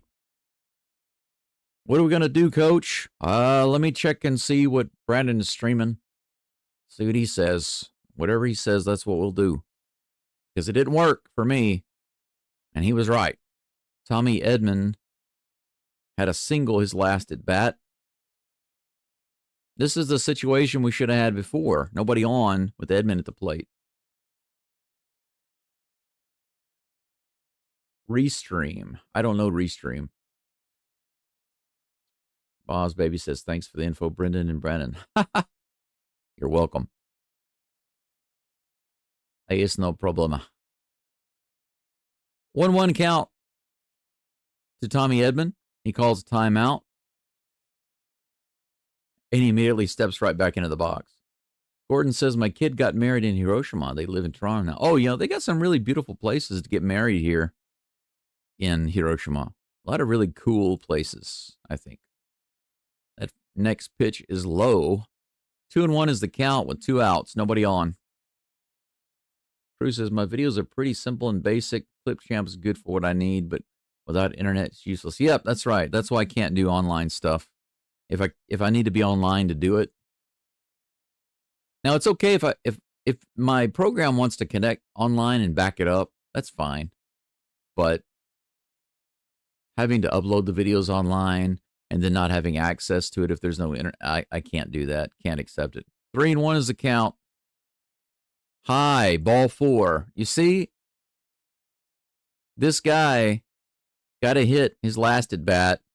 Now this is a 5-pitch walk. It's the opposite of what happened, basically, last inning, except he was able to strike out Muncy, which I thought he should have done and could have done last inning. But now we have Edman on place with Hernandez up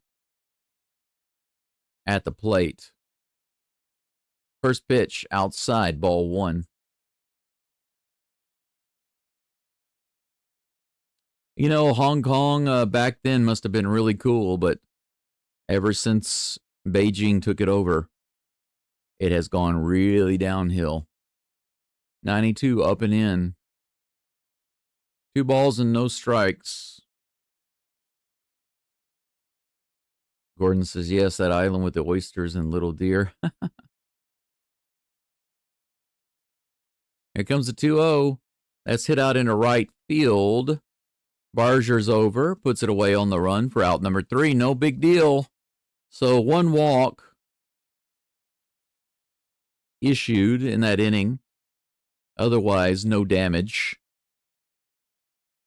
That's the end of 4. So what's the score? It's 2-1 Blue Jays. 3 hits for the Jays, 2 hits for the Dodgers. Isn't it funny? The Dodgers scored 1 run in the 2nd inning. The Blue Jays scored 2 runs in the 3rd inning. They're already doing better today than they did for half the game yesterday. The last half. I lived in China. I don't know if, hey, Gordon, you probably don't know this. I guess you're kind of new here. So I lived in China for almost 7 years. I lived in Guangzhou, and then I went to Tokyo for a few months. Couldn't find any good work, so I went back to China, moved close to Shanghai in Suzhou. Well, not Suzhou City, but in Jiangsu province in a city called Taicang. I was in Taicang for several years, maybe close to 5 years. And then I actually got a teaching position as a private tutor for a famous boy band singer. He was the leader of a boy band. So he had basically a solo career and he had his boy band career. And he was only 20 years old at the time I started teaching him. So I had to move to Beijing and be available every single day. Now, there was an upside. There were some upsides and some downsides to it. One is I had to be available every single day because there was no telling what his availability would be. It changed from day to day because sometimes he had to go do a performance, or he had a commercial to shoot, or he was also working on a movie, and he had advertisements and things to do. And one time he had to go give a speech in Africa for the UN.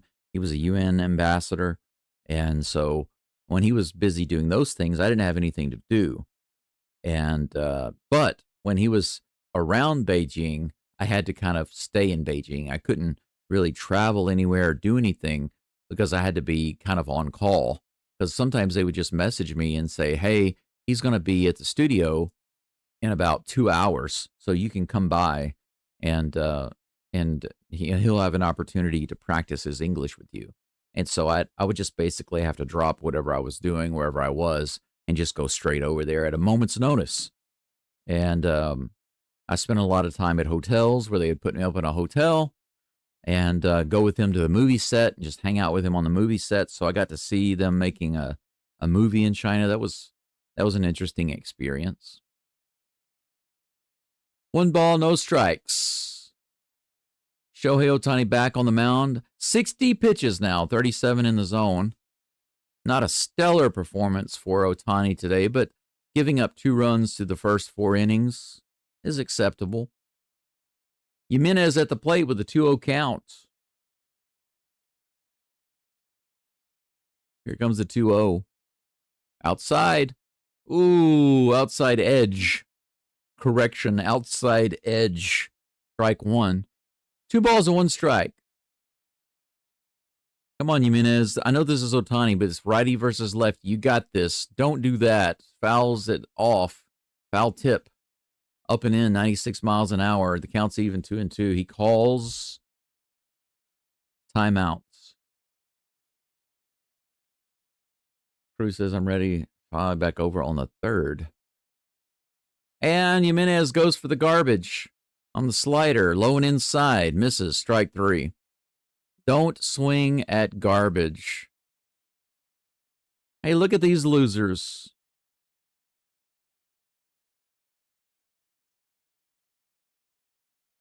Toby Maguire is there.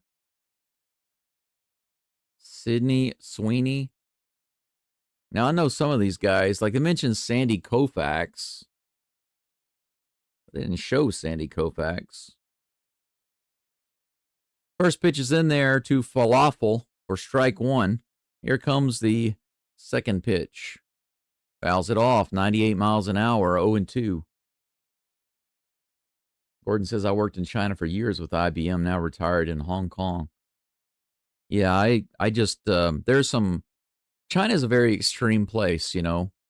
You can have some really amazing, interesting things on one hand. On the other hand, it can be ridiculous and unacceptable. Fly out to left field. Kiki Hernandez puts it away.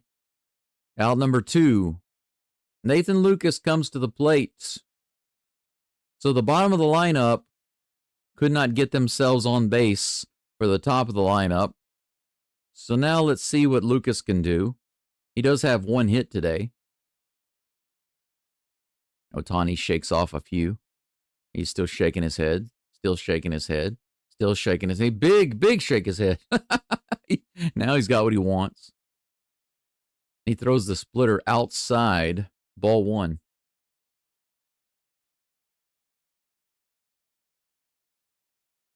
Did they pay well, Gordon? Yes, absolutely. I got paid in China. You can actually get paid pretty well as an English teacher, much better than Japan, actually. But as a private tutor, I was making roughly $4,000 a month. Can you believe that?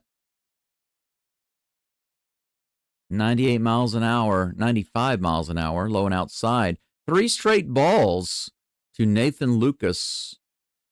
So Ohtani is pitching around him, it seems. Let's see if he'll put the fastball right in there this time. He does. 94 miles an hour, strike 1.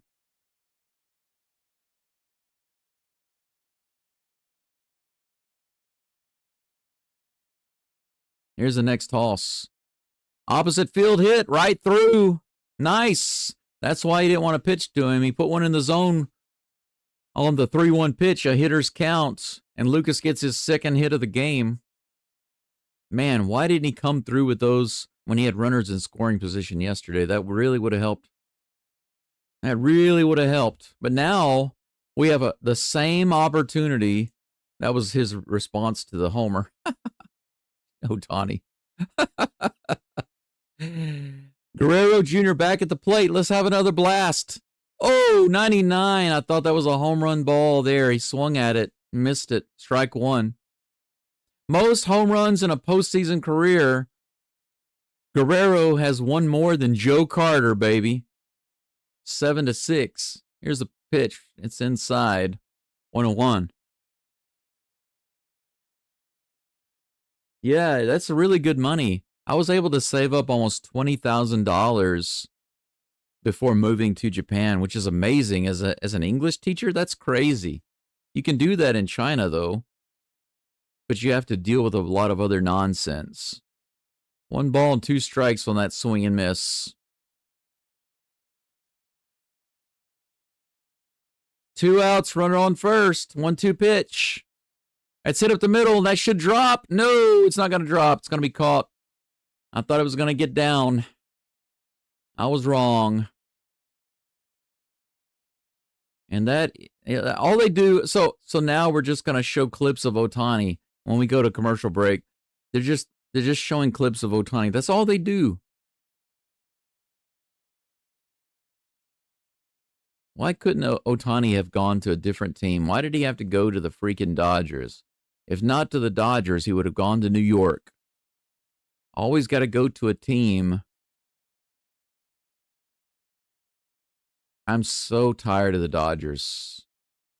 I think 90%, maybe, no, it's got to be higher than that. More than 90% of America has got to be tired of the Dodgers and the Yankees. I feel the same way about Aaron Judge. I don't have anything against Judge. I think he's an amazing player. But why did he have to go to the freaking Yankees? They don't deserve him there.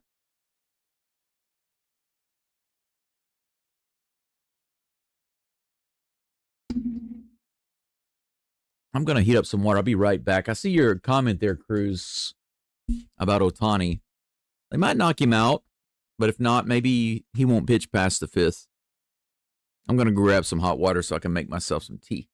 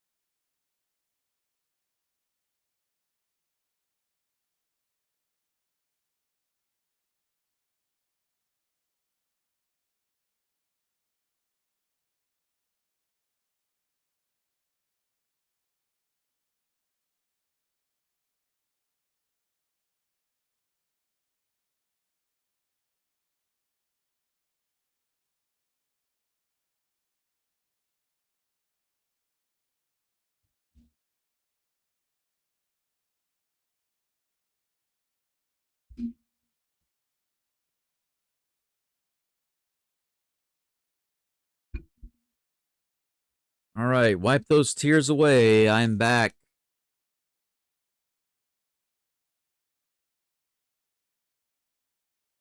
Ooh, man.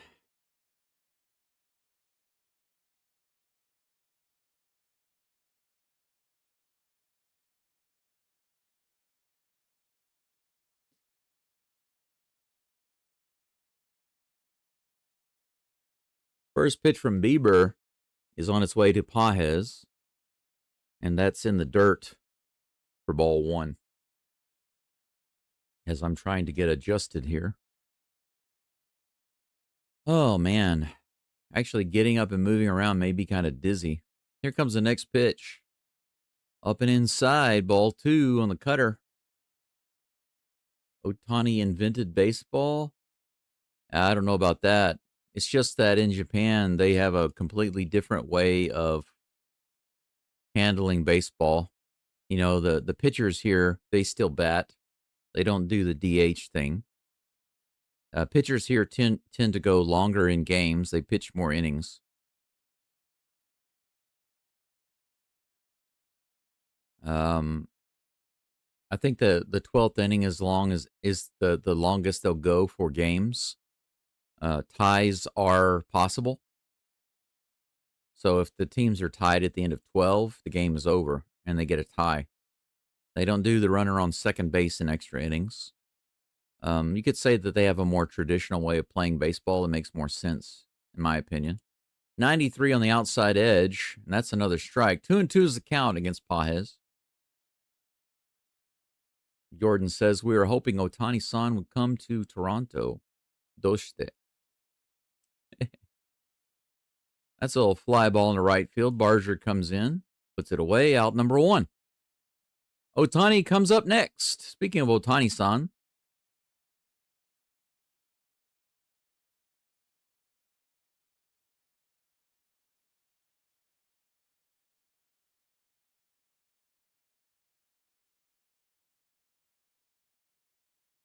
The last guy to reach base 9 times in a game was Stan Hack in 1942. That's funny.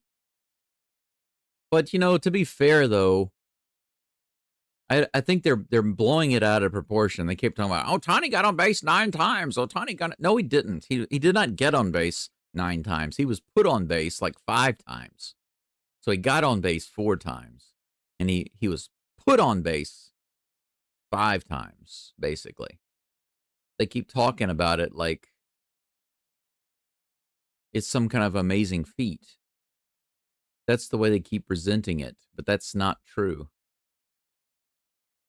Ohtani fouled one off his foot. He's back at the plate now. It's 0-1 with one out, nobody on. Here comes the next pitch from Shane. Justin Bieber. 92 above the zone, fouls it off. 0-2. And of course, they're showing more highlights of Ohtani hitting homers. Is that all we're going to get this whole series? Is Ohtani clips, Ohtani talks, Ohtani highlights?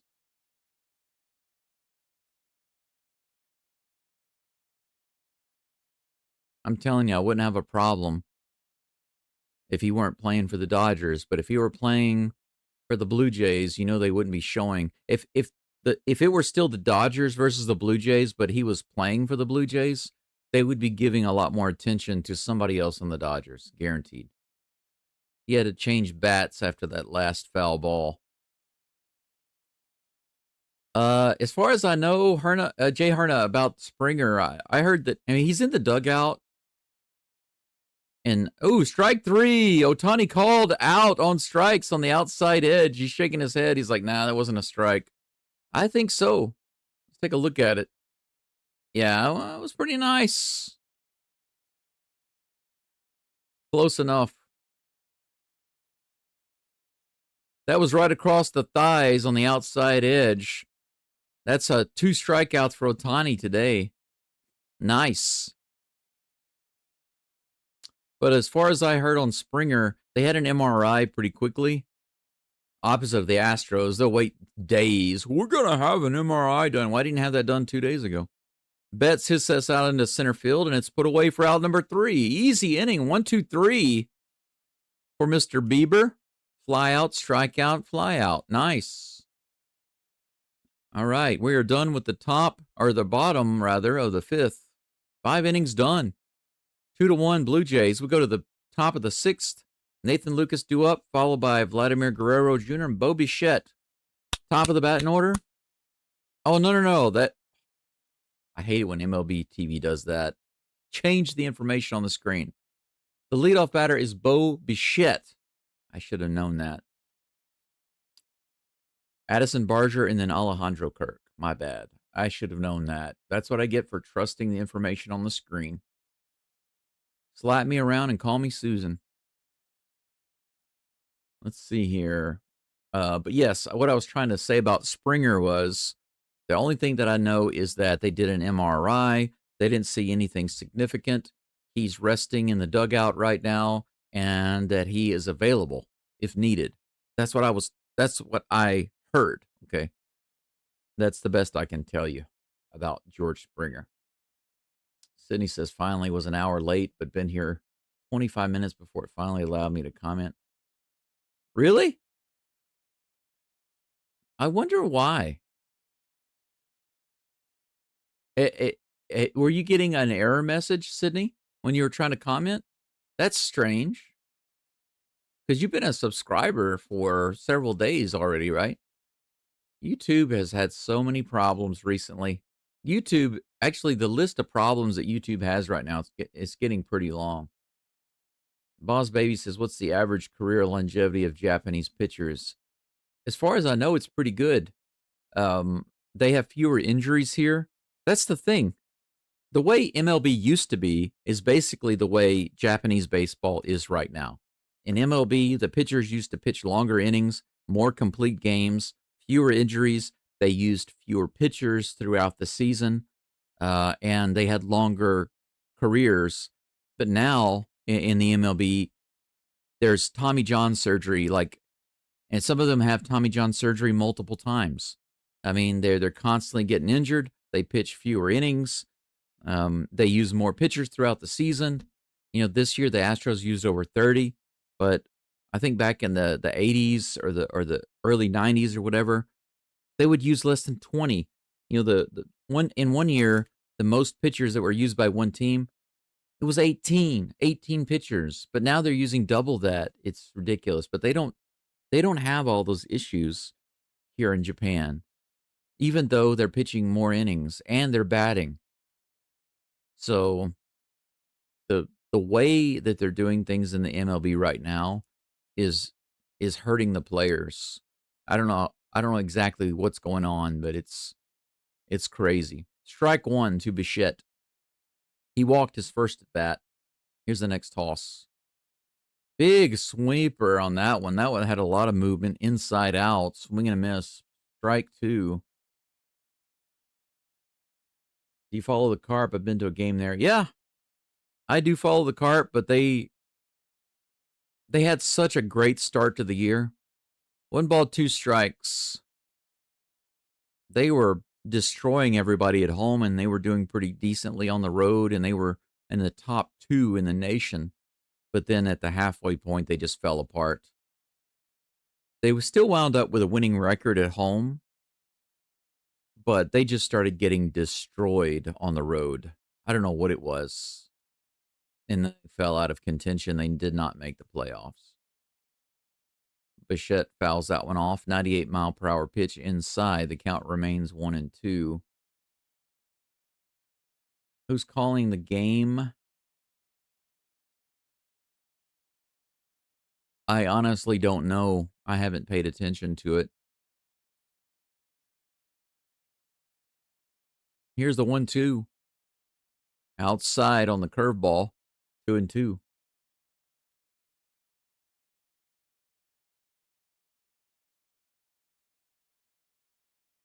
You went to the Go Dome and it said site not available. You just refreshed the screen. Fly ball into left field. Hernandez is underneath it and puts it away for out number 1.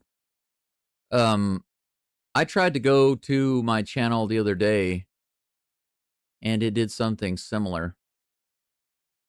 It said site not available or page not available. I just refreshed it, and then it worked. I'm telling you, they're having a lot of problems on YouTube these days. Addison Barger at the plate takes a 99-mile-per-hour fastball right down the middle for strike 1.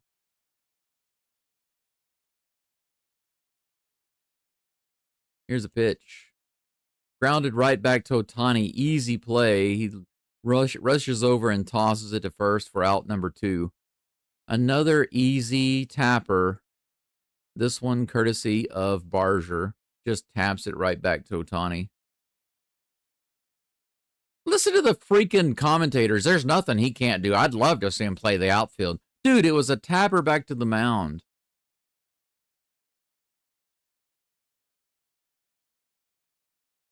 I'm sorry, but they couldn't be more kiss-ass.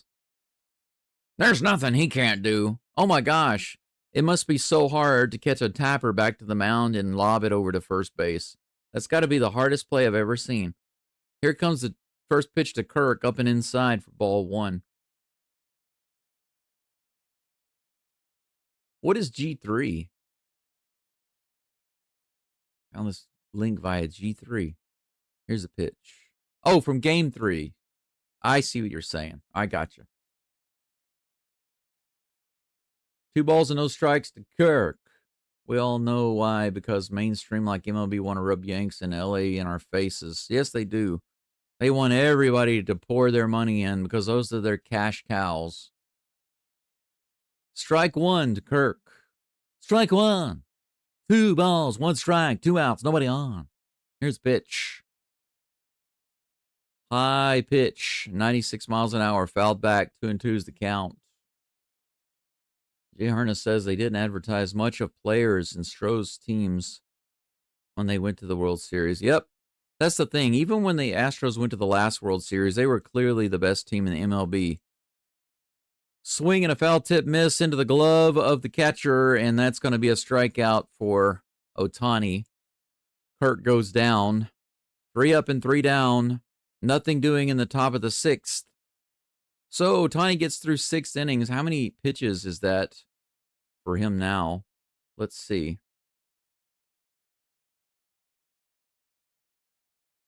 $90 pitches. 90 pitches for Ohtani. 58 in the zone. It's not stellar. It's not bad, but it's not stellar. If he does come out in the next inning, it'll be his last, I'm sure. 75 pitches for Bieber. 53 in the zone. Also not stellar, but not bad also. So they're pretty even. 4 hits for the Blue Jays, 2 for the Dodgers. It's 2-1 Blue Jays going into the bottom of the 6th.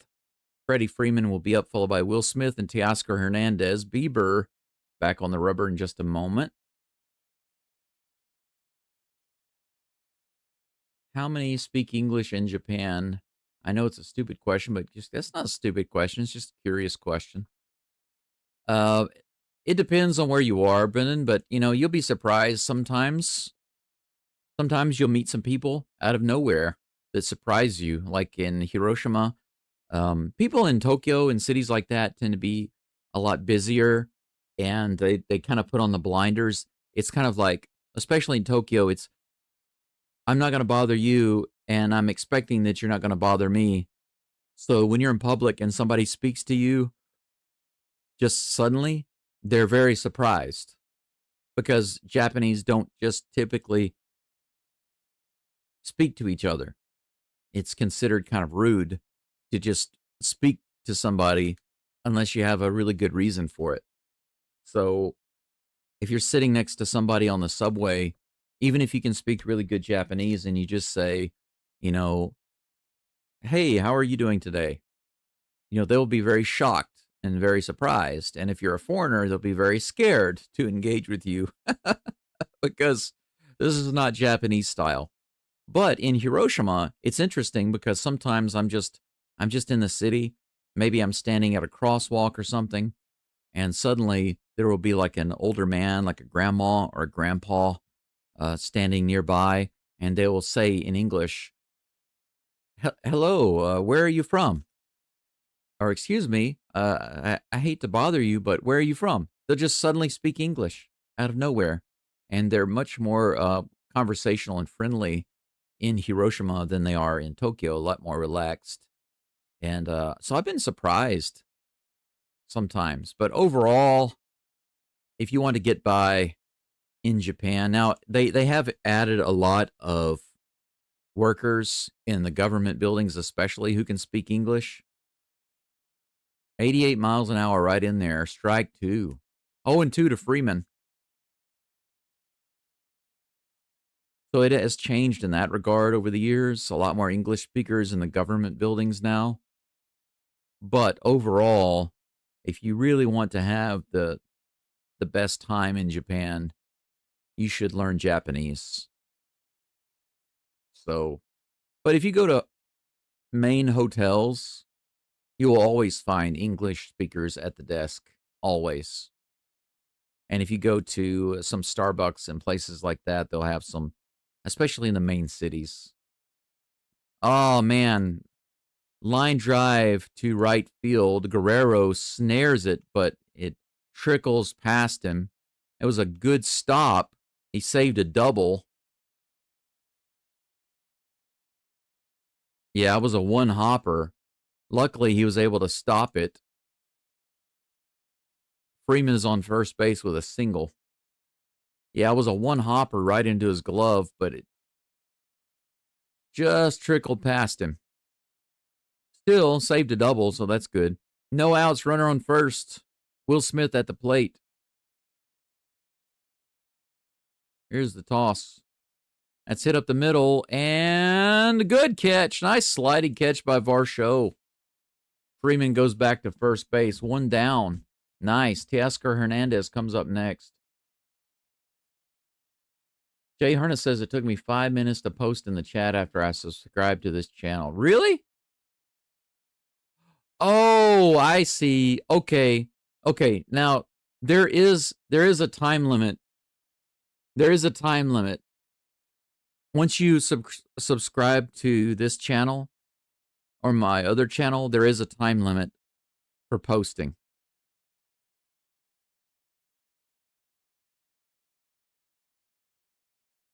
Shane Bieber talks to the coach. It looks like they were discussing whether or not to pull him out, but he wants to stay in. He's up to 80 pitches right now. So he stays in the game.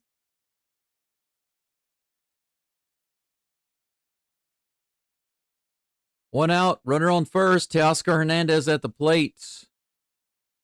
A little visit on the mound, and Bieber stays in. Here's a pitch. That's hit up the middle, and it's going to get through. It'll be a single. Freeman goes to second. Teoscar Hernandez on the very first pitch.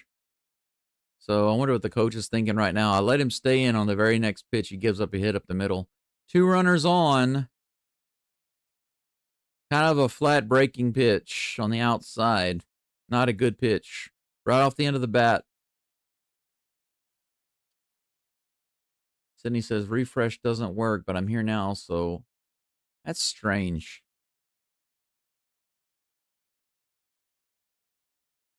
Yeah, and it looks like now they're going to go ahead and take him out. That's it for Shane Bieber. This time, there's no discussion. New pitcher coming in. Max Muncy due up, followed by Tommy Edman. New pitcher should be able to handle these guys, I think. Let me take a look.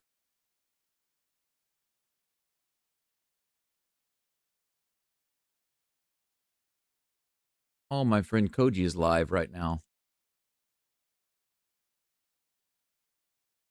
I have a friend named Koji. He's in Tokyo. Right now, he's live streaming. He's playing some of... He plays a mix of his own songs and cover songs. But he's live right now.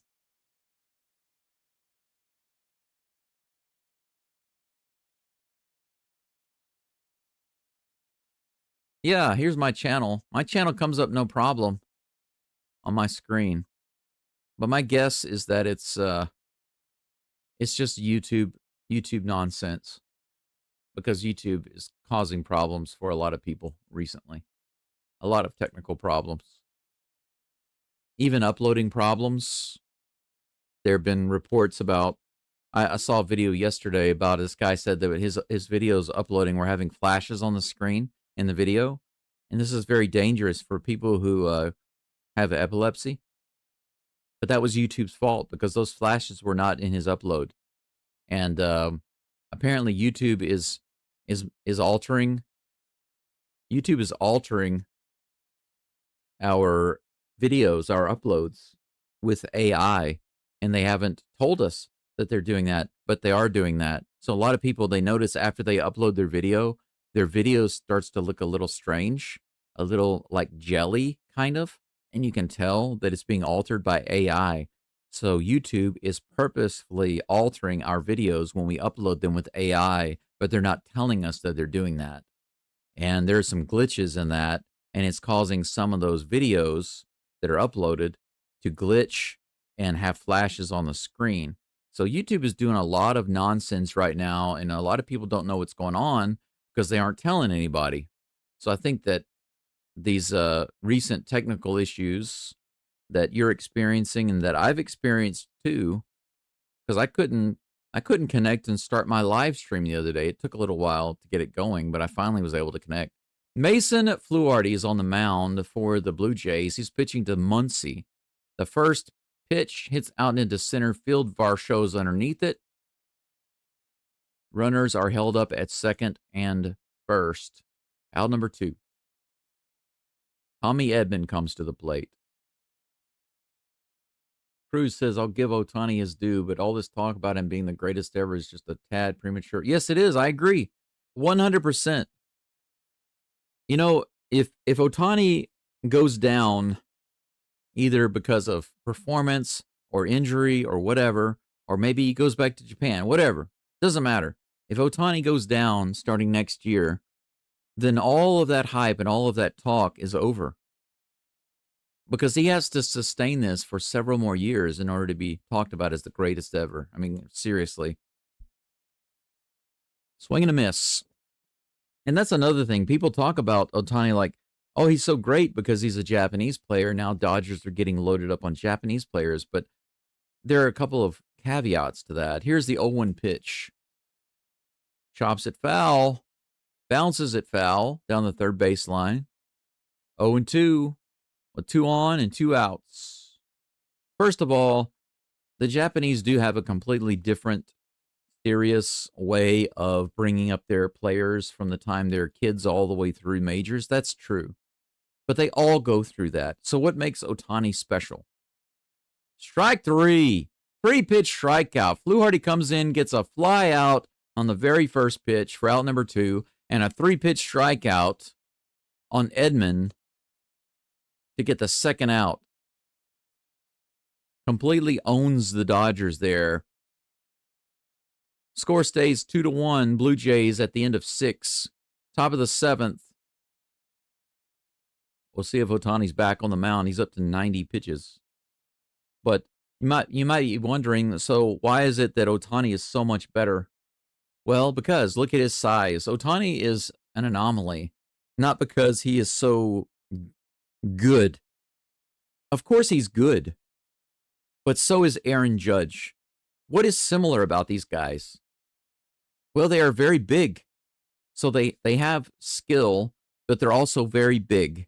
And you put these things together, and it gives them an edge that other guys just won't have.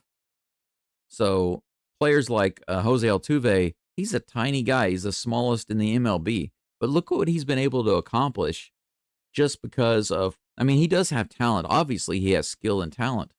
But because of hard work and belief and his talent, but in a very small, compact body.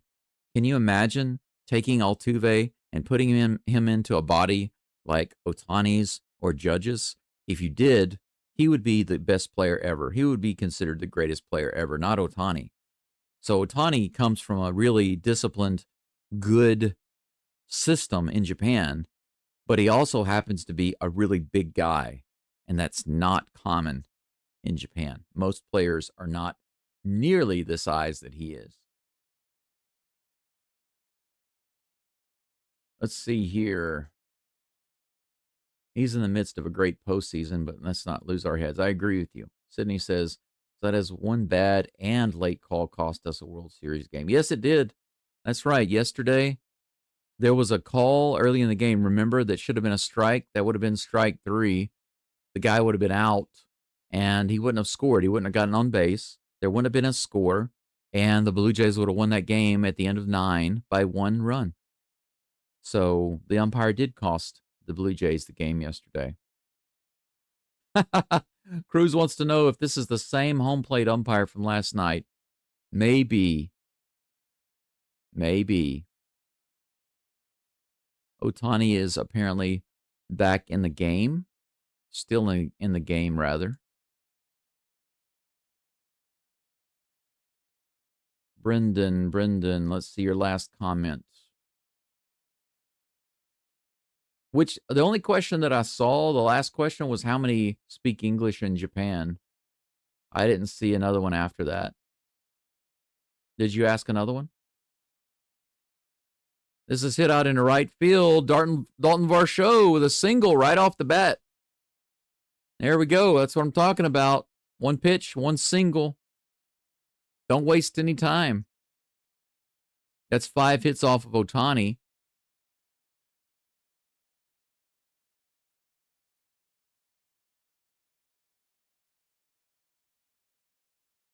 Ernie Clement at the plate. Runner on first, no outs.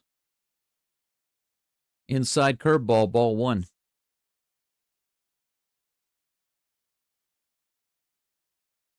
Sydney says, first 2 nights in safe space went smoothly, but this time I had to subscribe to the new page even though I was already logged in. Huh? That's hit out to left center field, pretty deep. It's off the wall. Woohoo! Varsho's being waved around. He's at third base. Is he going to come in? He's going to stop at third. A double off the wall for Clement. Very close to being a homer. Nice double. Wow, a single and a double right off the bat. They might be knocking Ohtani out this inning. Nice pitch. Nice hit. You can see where it hit the wall. Off the bottom. Yep. Ohtani's coming out. They're taking him out. So they knock him out. He's not even able to get 1 out in the 7th. So Ohtani finishes just 6 innings. Look at that. He barely got to 6. Yep. He's like, dang. That's literally, it looks like that's literally what he said. Dang.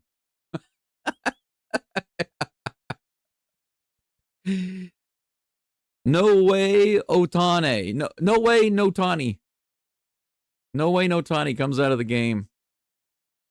All right, runners on the corners with no outs for the Blue Jays. Here in the top of the 7th, Andre Jimenez comes to the plate.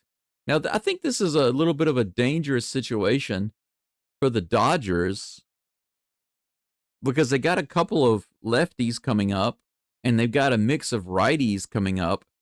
Both have the ability to hit the ball. What are they going to do? What are they going to do? What are they going to do, Cap'em? What are we going to do, Cap'em?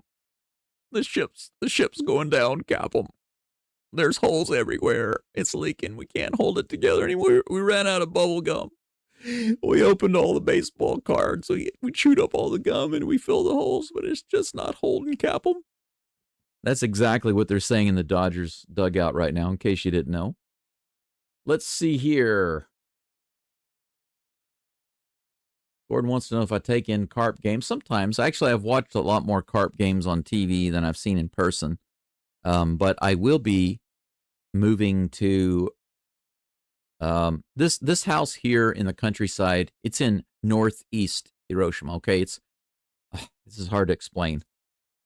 This area that I'm in right here, it's called Higashi Hiroshima. It literally means East Hiroshima. But Higashi Hiroshima is considered a city. Okay, so Hiroshima City is a city. It's the capital city of Hiroshima Prefecture. Hiroshima, East Hiroshima, Higashi Hiroshima, is also considered a city in Hiroshima Prefecture. It is, of course, east of Hiroshima City. I live in the furthest possible location that you can be in the north. So actually very close to here is a place called Miyoshi City. But anyway, this is countryside, and I bought this old house. It's about 200 years old. It's a very old house. And I've been trying to renovate it. But in just a few days, on November 3rd, I'm going to pick up a key to an apartment. A friend of a friend from Vietnam, he's going back to Vietnam. So I'm going to rent his apartment during the winter, as late as June. I can stay there as late as June, but I might not stay there that long. We'll see. But I will be in Hiroshima City within the next couple of weeks. 0-1 pitch to Jimenez. Anthony Banda is in the game. They decided to go with a lefty. They might try to get through a couple of these guys with Banda and then switch pitchers for Guerrero. We'll see. 1 ball, 1 strike. Runners on second and third. Come on, bro. 98 at the bottom of the zone. Strike 2.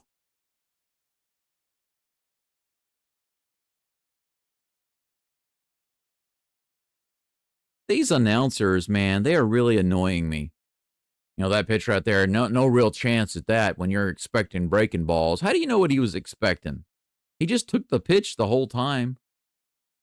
2 balls and 2 strikes. Man, these commentators, I swear, if they were standing right here next to me, I would slap them. I'd give them the Batman comic book slap where he's like backhanding Robin, right?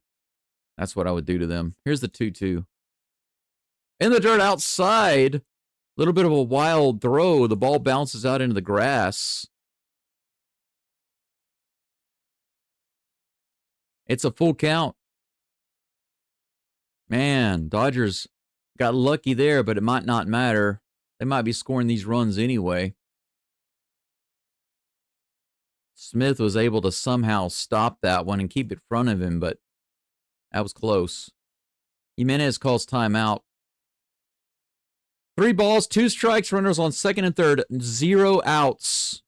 Big pitch right now for Anthony Banda. Hey, Cruz, that'd be awesome. I see I got some more comments in the chat to get to. I promise you I'll get to them in just a moment. Here's the 3-2. Fouls off, 97 miles an hour. We have another 3-2 coming up. But I do like going to see the Carp games live, Gordon, but I just don't get many opportunities. If I'm still staying in Hiroshima next year, whenever they start playing, I probably will go see a couple of games. That's my hope. Whoa, didn't mean to keep that up there so long. I'm going to get a copyright claim, I'm sure. That pitch was fouled off. The count remains 3-2 against Jimenez. Banda up to pitch number 8 with this next delivery. Uh-oh, we got a run coming up. Here's the toss. There we go. Jimenez comes through with a single to left field. Varsho comes home. How about that? Varsho comes home.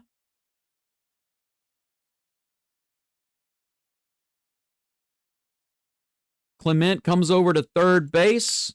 Jimenez gets on first. We have runners on the corners with no outs. It's 3-1 Blue Jays. There we go, baby. Keep it going. Keep it going. This is the big inning. Keep it going.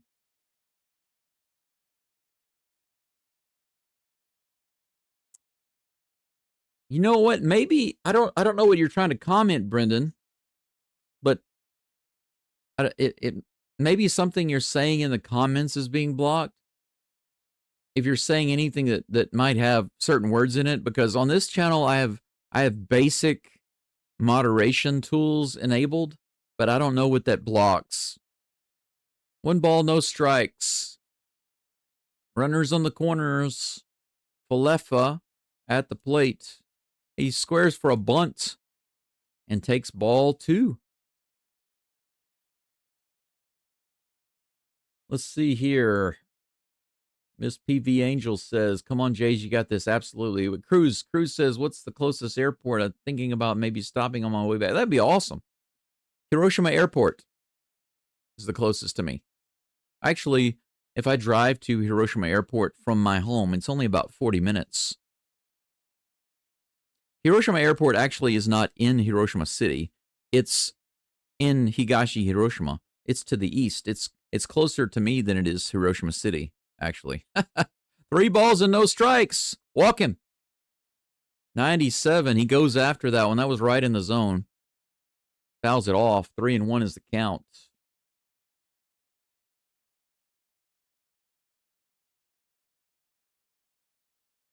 Sydney says, overrated. Shohei overrated Tani. Overrated Tani. A little toss over to first base.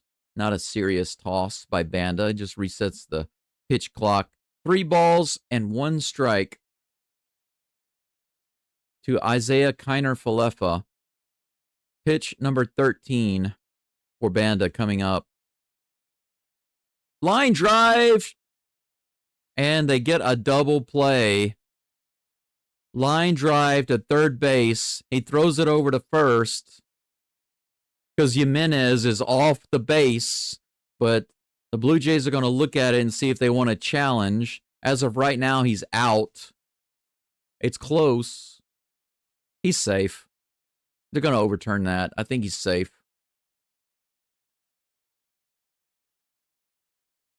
I think he's safe. Yeah, they're going to challenge it. You know, it's when it's so close like that, when it's his hand was on his foot. Yeah, he's safe. His foot was in the way.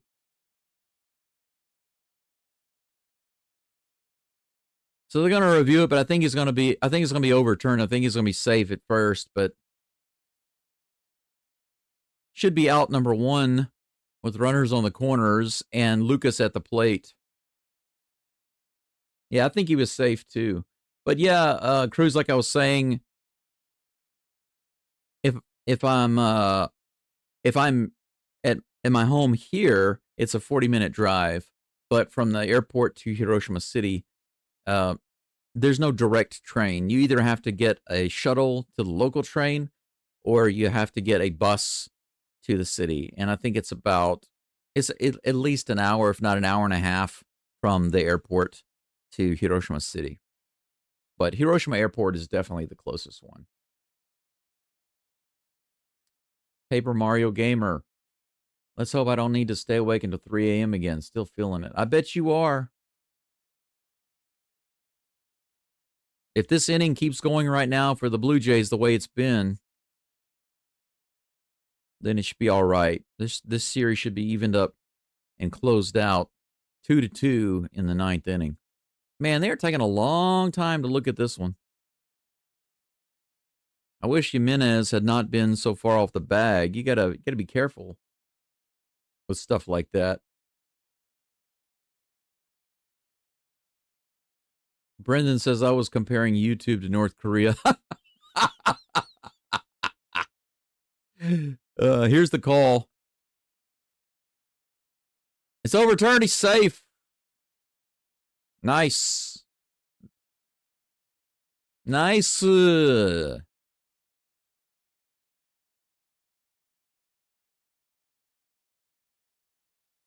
bad, Funky Muncie. You made a good play, but it did not work out. You were just not there fast enough. He took an extra moment to hop and look over there. If he just started his throwing motion immediately, he would have gotten him.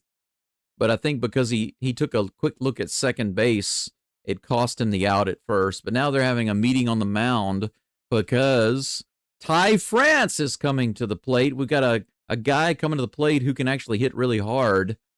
This is a guy who has put a lot of hurt on the Astros for some reason. The Astros have suffered at the hands of Ty France many times. He's now batting for Lucas. They bring in the righty to hit the righty. Banda, France, face off. Runners on the corners, one out. Bring him in, baby. Come on, bring him in. Here's the first pitch. Oh, why did you swing at that one? Slider in the dirt.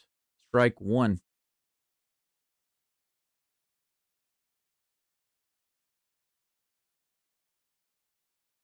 It's funny that they would block comments about North Korea. You can just say NK instead of North Korea. You can say maybe NK. Here's the 0-1. Bouncer to the right side, so it should score a run. Absolutely. They'll get the out at first base. But it is 4-1 on the infield tapper to second base. Jimenez goes to second. 3-run lead. Are they going to walk Guerrero? I think they will. Probably going to walk him.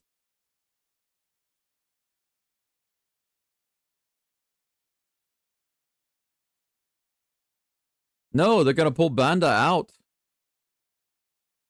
And they're going to walk Guerrero. So they got two things going on at the same time. They're like, let's make two changes. Let's take out the pitcher and put in another pitcher.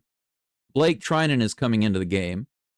And let's walk Guerrero to first base. So now the Blue Jays have runners on first and second with Bo Bichette coming to the plate. This is a huge opportunity for the Blue Jays. They've got a very talented player coming to the plate with two runners on. And they're already up by 3. They could be up by 6 when we come back. Blake Trinan is warming up right now, so we're on commercial break. Pretty awesome. I think I got a couple of messages here. Okay, just spam advertisements. Yeah, speaking of drink, I heated up my water and I didn't go get it. Derp. I'll be right back.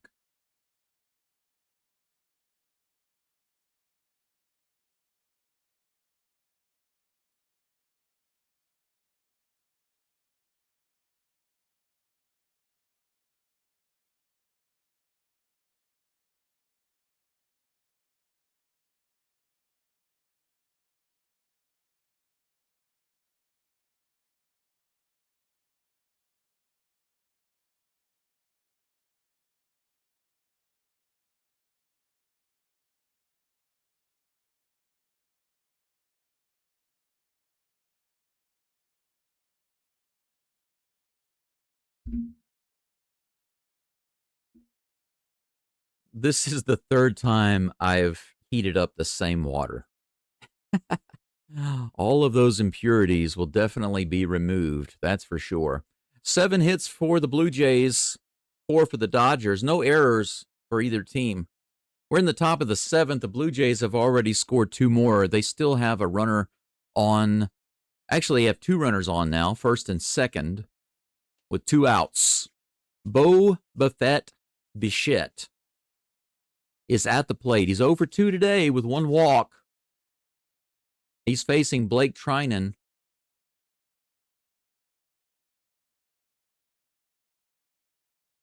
The new pitcher for the Dodgers. His ERA is a whopping 9.0. How about that?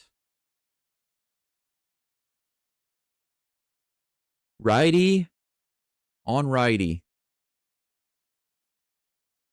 Here's the pitch. 95 right in there. Strike 1. First pitch was a good one. Crew says, cool, I will see what kind of flights they have when I book my return flight. Sure thing. What dates are you thinking about, Cruz?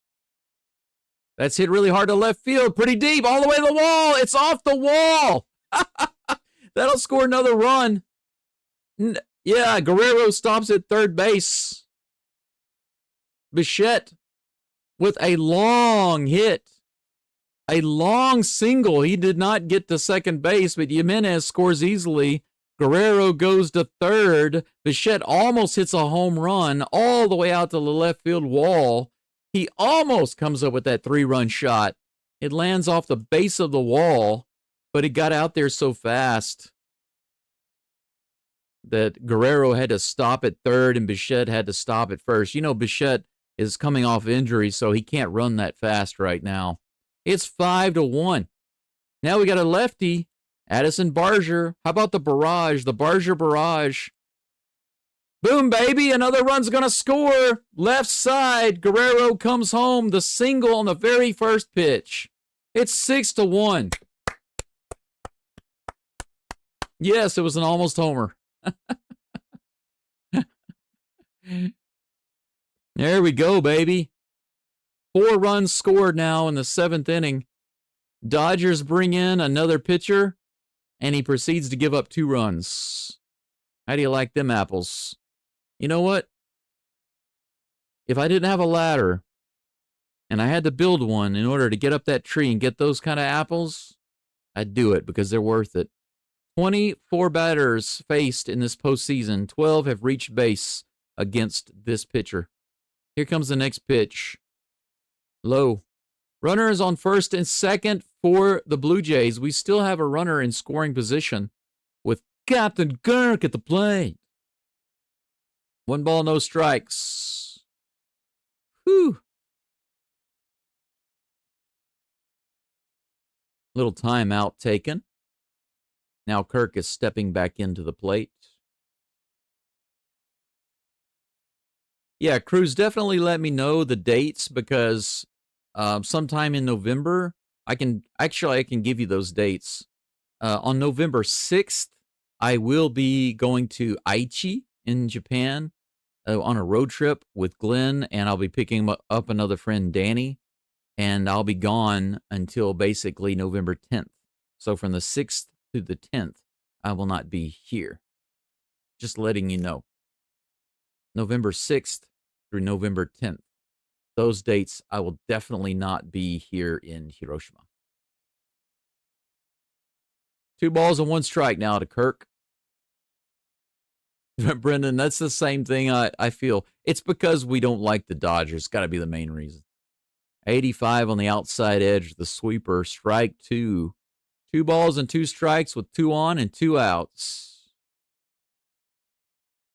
I'm flying into Thailand on the 5th of November and will probably stay about 7 weeks or so. Ah, okay. Gotcha. Let's hit out into right field, but right at Teoscar Hernandez, who puts it away for out number 3. But despite losing those 2 lobsters, the Blue Jays bring 4 home.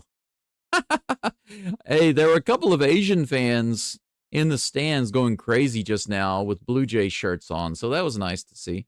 They finally showed some Blue Jays fans. I guess that's because you can't show the sad Dodgers fans, huh? You don't want to show them soy tears in LA? That's the end of the top of the 7th.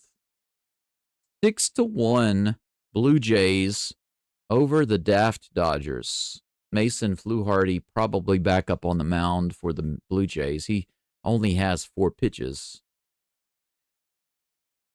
Enrique Hernandez is due up, followed by Andy Pajes, and then Shohei.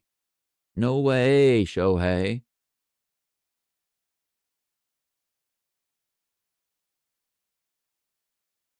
Cruz says, I'll hit you up and we can figure out. Sure thing. Sure thing. Looking forward to that. That sounds great. Let's see here. Gordon says, second coffee. I've had my second coffee. I'm about to have a cup of tea. Let me go get that hot. Excuse me. Let me go get that hot water before I forget another time.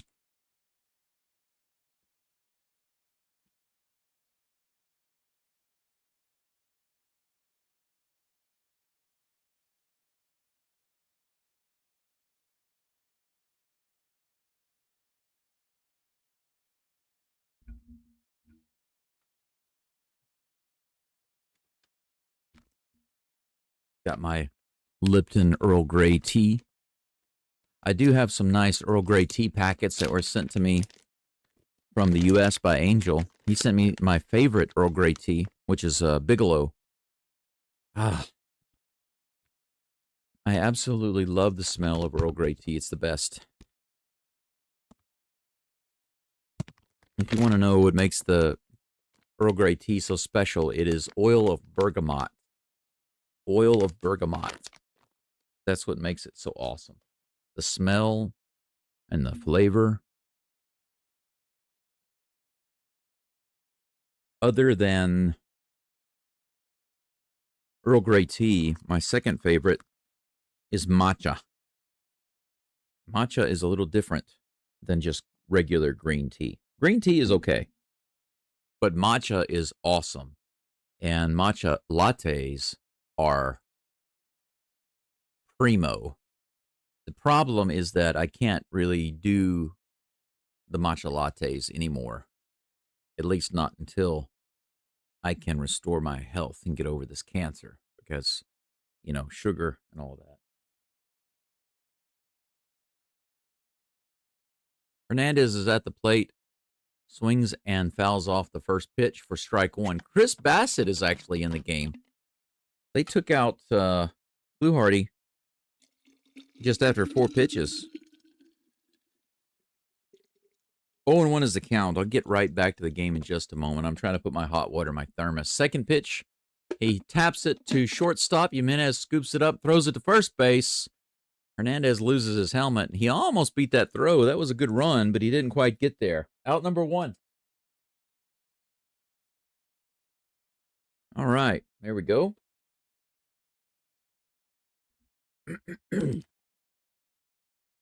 Ohio State and Penn State advertisement on the screen next Saturday. Did you guys hear about LSU? I'm not surprised. They're cleaning house over there. They got rid of Brian Kelly, the head coach, when they lost their 3rd game in a row at home versus the Aggies. Not surprised at all. And they got rid of another coach or two. So maybe they'll clean it up over there. Here comes the first pitch to Pajes. That's in there for strike 1. Wait a second. That's Alex Call. That's not Pajes. I was like, wait a second. I don't recognize that guy. Alex Call is pinch hitting for Pajes, who's out of the game. 0-1. Here comes the pitch from Bassett. 92 in the bottom of the zone. Strike 2. Nice.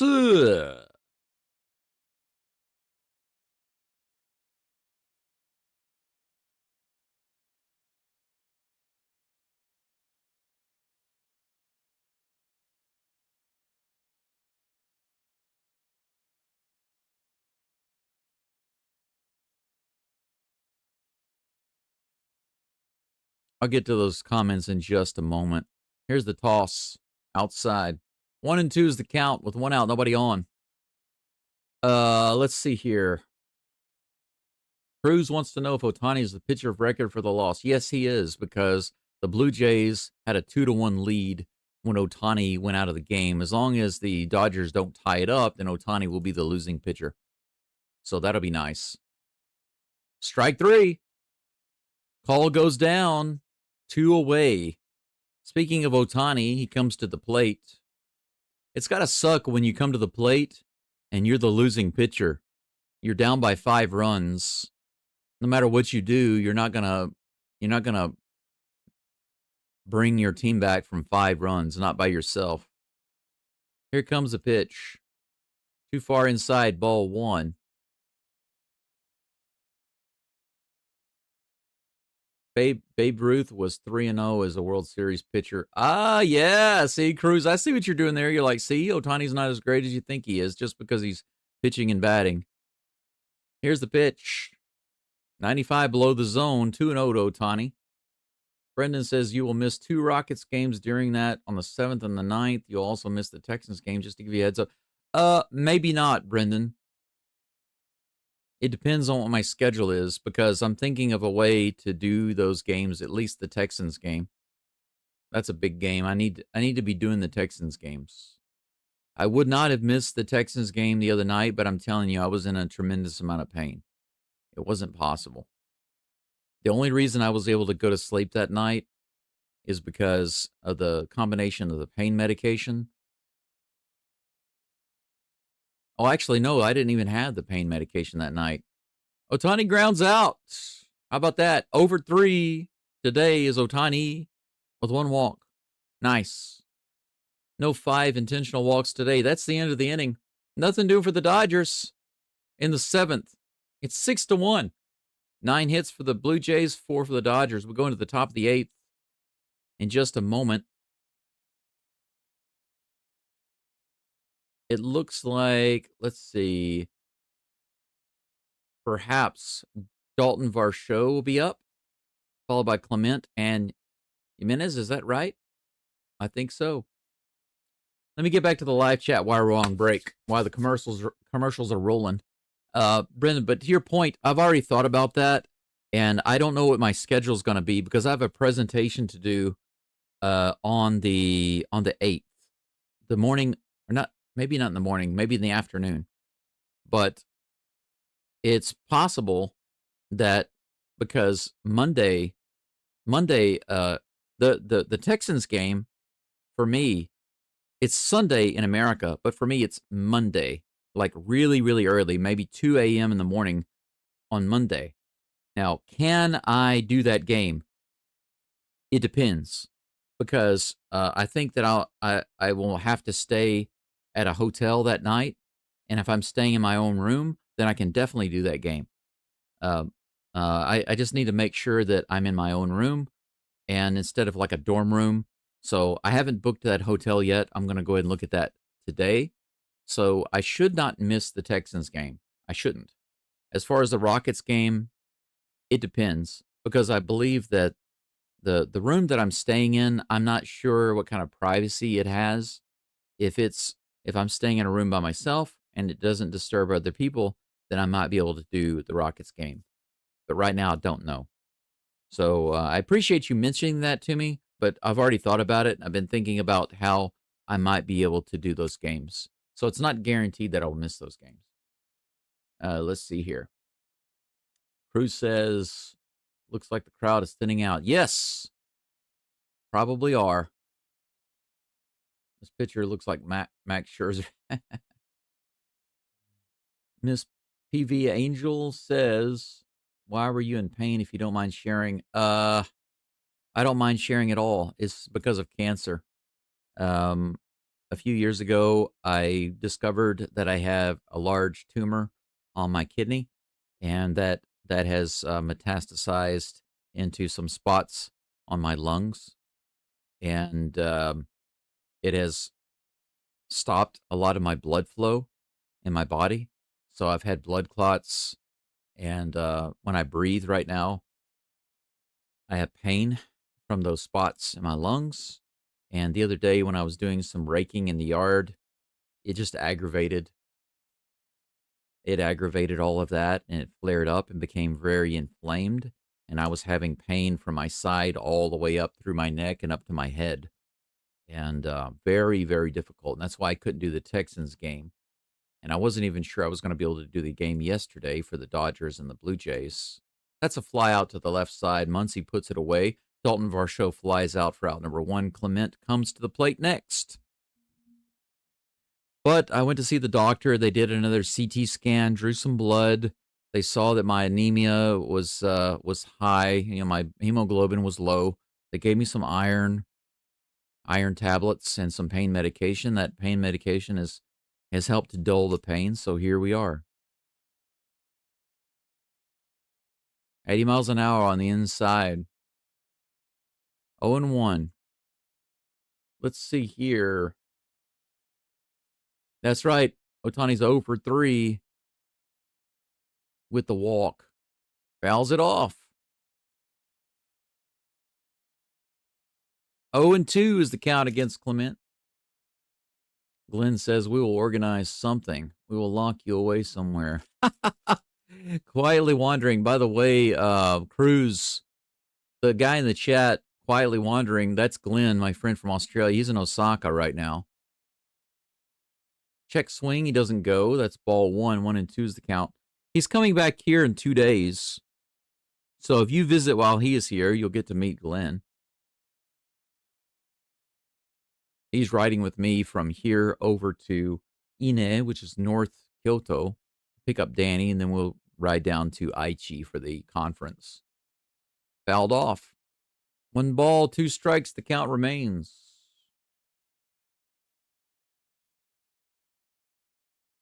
Jay Harness says, okay, let's do this. Jays, let's go. Astros fan says, boo, Johnny Knoxville's a Dodgers fan. Here's a 1-2. Clement hits it to the right side. He had a dive for it. He slides into first base, and he's safe. Dreyer didn't get over there in time. What a hustle by Clement. He dives in at first base. The Dodgers are going to see if they want to challenge it. Look at this. Nice catch, but Dreyer's not over there fast enough. It's really close. Yeah, he's definitely safe. He's in there. Good job, Clement. Good hustle, bro. Just barely beat him in there. 1 out. Runner on first. Dodgers do not challenge wisely. Andre Jimenez at the plate. Oh, he hit him. Very first pitch up and in. He hits Jimenez in the shoulder. Jimenez is like, well, okay. He looks around like, all right. 2 runners on with 1 out.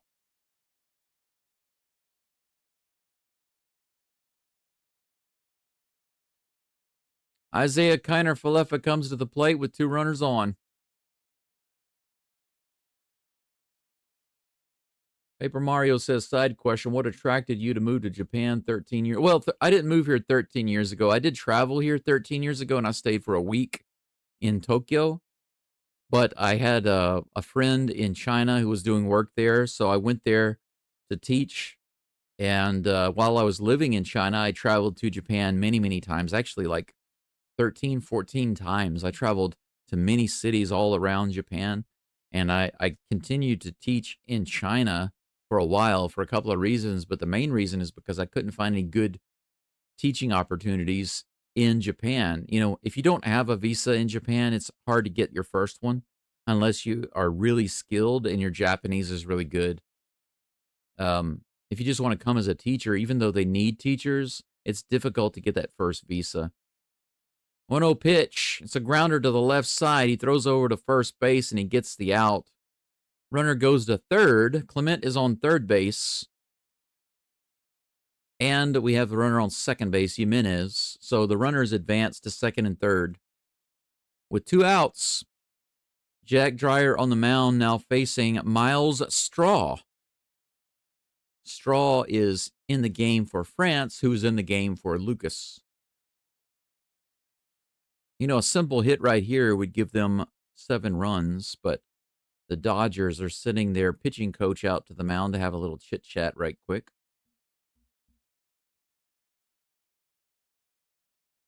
Greg says, new sub. Thank you for doing this. You're welcome. Thank you for being here. I appreciate you coming in. We've got about 50 people around about approximately watching. Make sure you like the live stream. I'd appreciate it.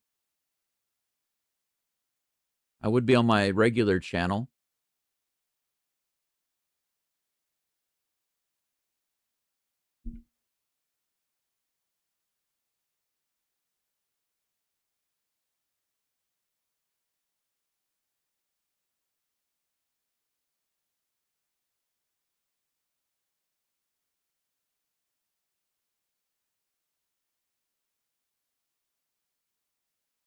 I think this is the right. Oh, that first pitch is a strike to Miles Straw while I'm typing in the chat. Here comes the next pitch from Dryer. Inside, check swing. Strike 2.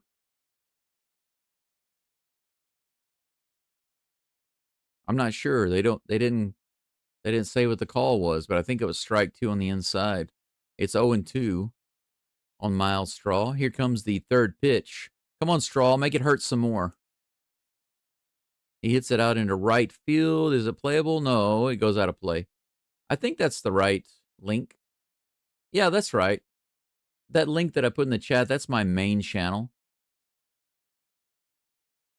I'm only on my backup channel right now because the NBA attacked me on my very first live stream doing their game. They don't like even their images being used on the live stream. They claim your whole video and cause you to get a strike. So that really hurt. 95 miles an hour, about a foot above the zone, swing and a miss. Straw doesn't know what he's doing. He can't find his butt there. Out number 3, but the Blue Jays maintain their lead. It's 6-1 going into the bottom of the 8th. Blue Jays miss an opportunity to pile on some more runs. 10 hits for the Blue Jays, 4 for the Dodgers.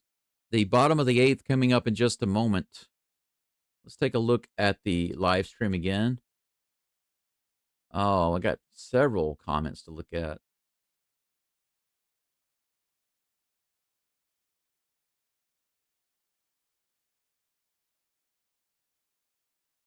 He says they knocked out the Japan superstar. Yes, they did.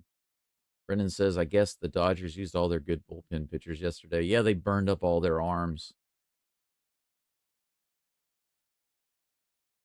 PV Angel says, I'm sorry to hear this. Hoping you receive some proper care and they can keep your pain under control. Yeah, I lost my insurance this year because I had a visa.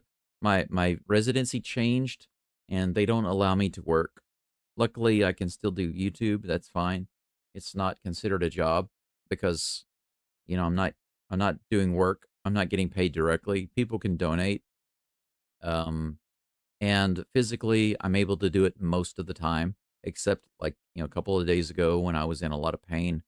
And the Texans game was at 2 a.m. So when you're in a lot of pain and breathing and moving around hurts, you can't really do even a live stream, much less at 2 a.m. So I actually went to sleep that night because I was so exhausted. I was still in pain, but luckily I was able to get just comfortable enough to go to sleep. So instead of going to the ER, I decided to rest and go the next day. And they said that I have a new spot on my lungs, and one of the old spots has become bigger since a few months ago. So that's not good. But it is what it is. I'll do my best to deal with it. But thank you for your concern. I appreciate all of your prayers for my recovery. Let's see here. Let me go back down. Cruz says, I'm thinking about ordering a pizza to celebrate. Too soon? Go ahead. I think it's safe. TV Angel says, we want it all. That's right. Man, I haven't had a really good pizza in a long time. I know that having a pizza right now would be bad for me, but I think that if I can have a full recovery, I will definitely eat a pizza for sure.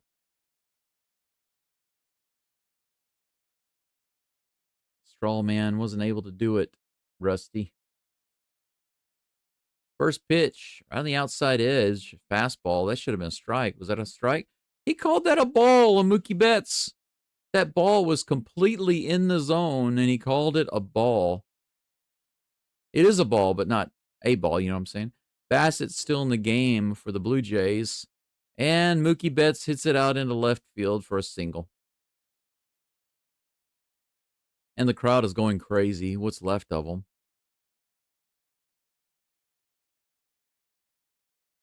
It's just a single, people. He didn't hit a homer. Still down by 5 runs. Freddie Freeman comes to the plate, 2 for 3 today with a couple of singles, but this is where he grounds into a double play, methinks. Sydney says, what was the final lobster count in the stupid epic? Oh my gosh. You know what? I don't know, but I can take a look at it. Give me a moment. Maybe in between innings, Sydney. I have to pull it up on the MLB TV website, but I can get it for you. I'm sure it was crazy. It was already bad, but by the end of the game, I'm sure it was really bad. Really, really bad. Here's the 0-1 pitch. Freeman swings and misses that one, low and outside on the sinker. Good toss. 0-2.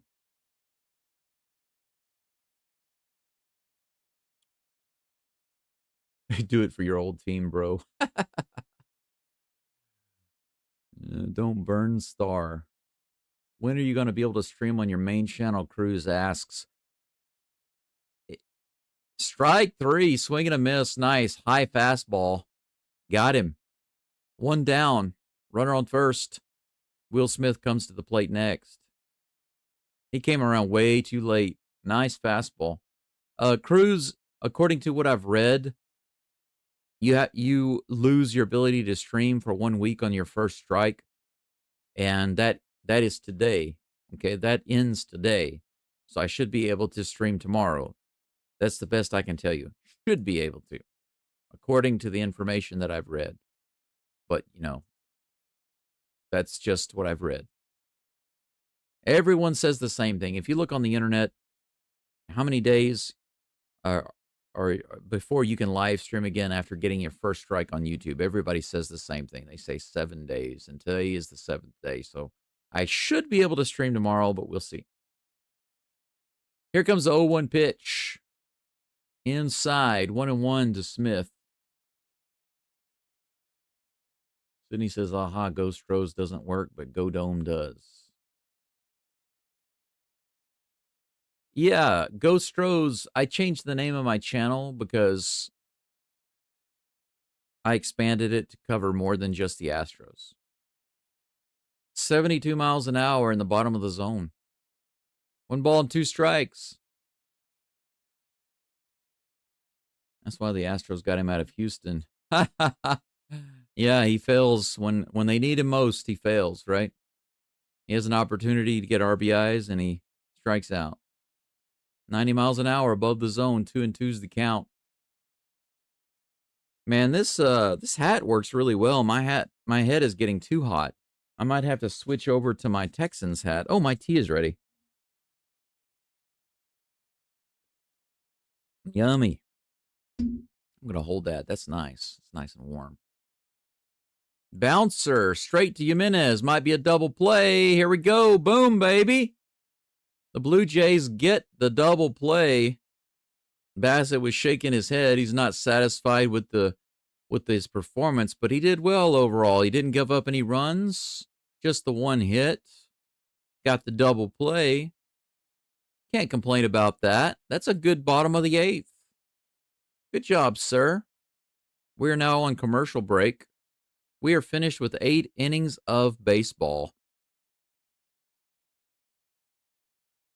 Top of the 9th coming up.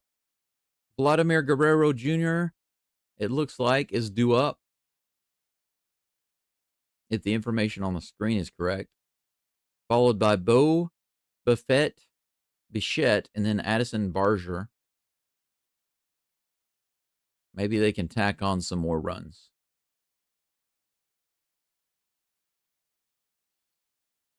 Astros fan says, "You're a strong man, Ghost Rose." Thank you. I appreciate that. I surely don't feel like a strong man, but I've been going through this for a while now. You know, it's so crazy. If you had all seen me when I was younger, I mean, I was never not moving. I was always doing something. You know, if I lived in the countryside and I was by myself, you know, sometimes my parents would move us out in the middle of nowhere because they couldn't afford anywhere else. And my brother was always finding ways to be away from home, to be staying with his friends. And my sister was always with my mom. And so I'd often be alone. My dad's at work. And so I would just go out into the forest. I would chop trails.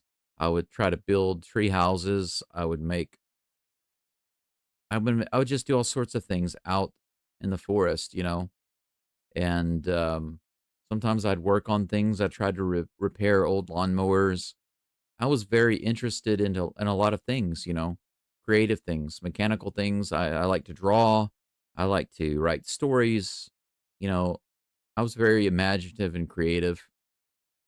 But the reason I told you all that is because it was the same with sports. I played every sport I could get myself into. In school, there was not a single sport they didn't offer that they offered that I didn't play. I played all sports. And even the ones that my mom and dad wouldn't let me play in school, like football, I played those with my friends. You know, we had a Nerf football, and then we got a real football later, and we spent a lot of time playing football outside of school. But in school, basketball, baseball, track and field, I did everything. I was very active. I was offered a scholarship to play basketball in college. Later on, I took a scholarship for the arts in drama to go into theater because that's where my interest was. So I was offered two different scholarships in two different fields, you know, in art and in basketball. So I did everything. So it's very difficult for me right now to not be able to be active. Now, my arch enemy is stairs, walking upstairs, walking uphill. These are very challenging for me right now. It's complete opposite of the way I used to be. Let's hit out into right field. Another hit for Guerrero Jr. Got an opposite field single. He'll be on first base. Guerrero had the nice home run in the third inning for 2 runs. That shot right there. He's 2 for 4 now with a single. Leadoff runner on first here in the top of the ninth. Boba Fett Bichette coming up next. I wonder how much the ump has in his pocket from the Dodgers players. There's no telling. But, you know, the Dodgers are really going to be complaining to him after the game, messaging him, "Man, I sent you money." "Well, I can't do anything when your pitchers are letting them hit the ball. I can't call a home run a strike."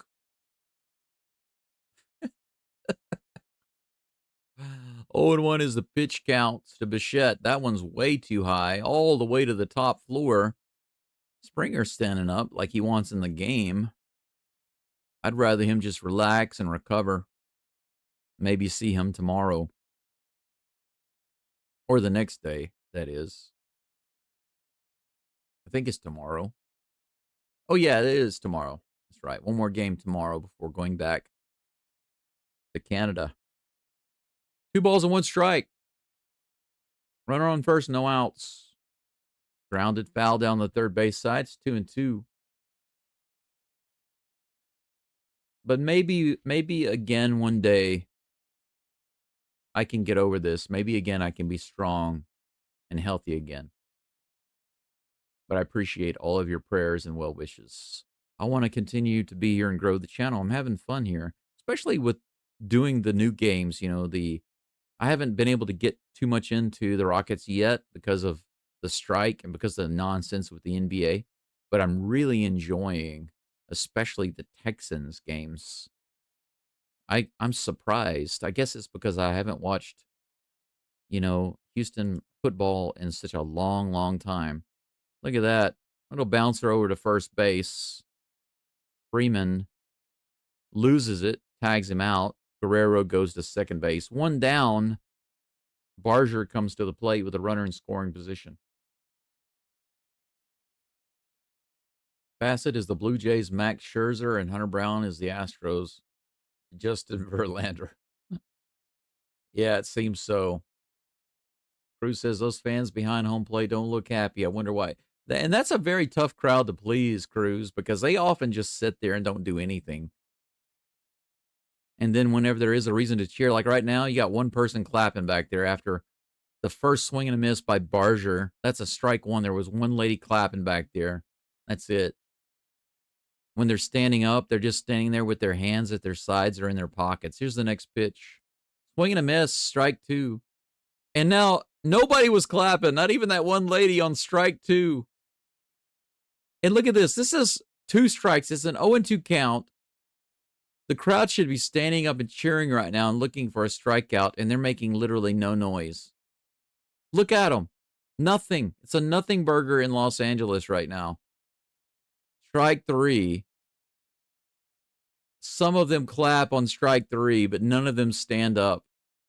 I'm telling you, man, this crowd, they're no good. Unless the Dodgers are winning and actively scoring runs and hitting homers, they are a big nothing burger. The cardboard cutouts look glum. Yes, that's right, Sydney. The cardboard cutout fans. Hey, they're going to walk Kirk. Captain Kirk, start dates.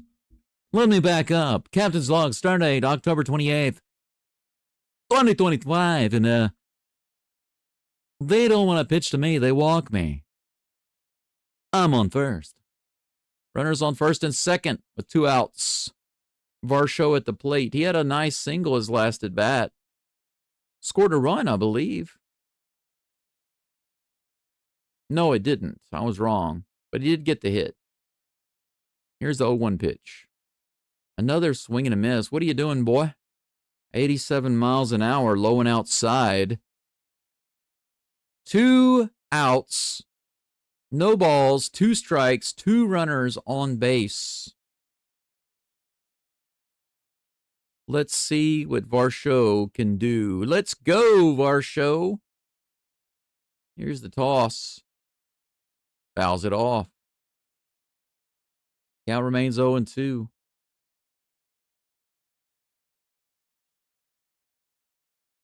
Greg says LFG. Every time I see LFG like that, all I think it means is looking for group. I used to play World of Warcraft back in the day. Whenever you're trying to find a group, get together and do a dungeon. 93 at the bottom of the zone. Struck him out looking. Not surprised. Varsho wasn't looking particularly sharp that at bat.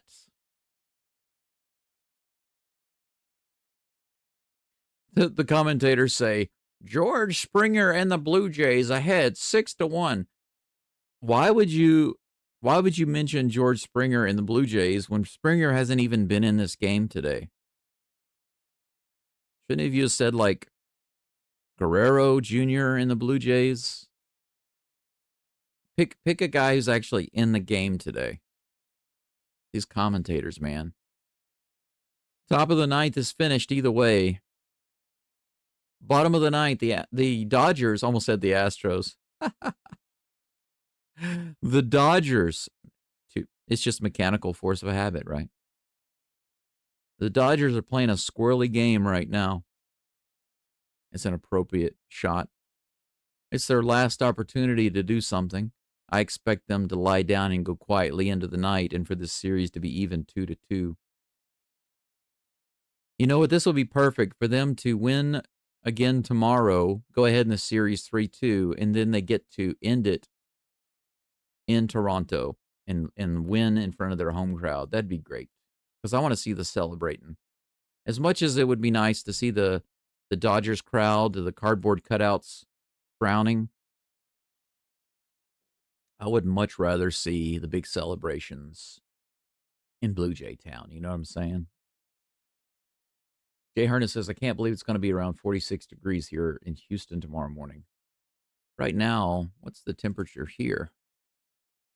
Temperature around here is 14 C. It warmed up a little bit. It was 4C earlier.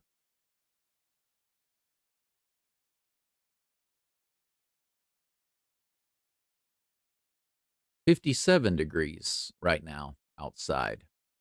A little bit warmer in here because I've got the heater going right next to me. I've got a little radiating space heater. It's really nice.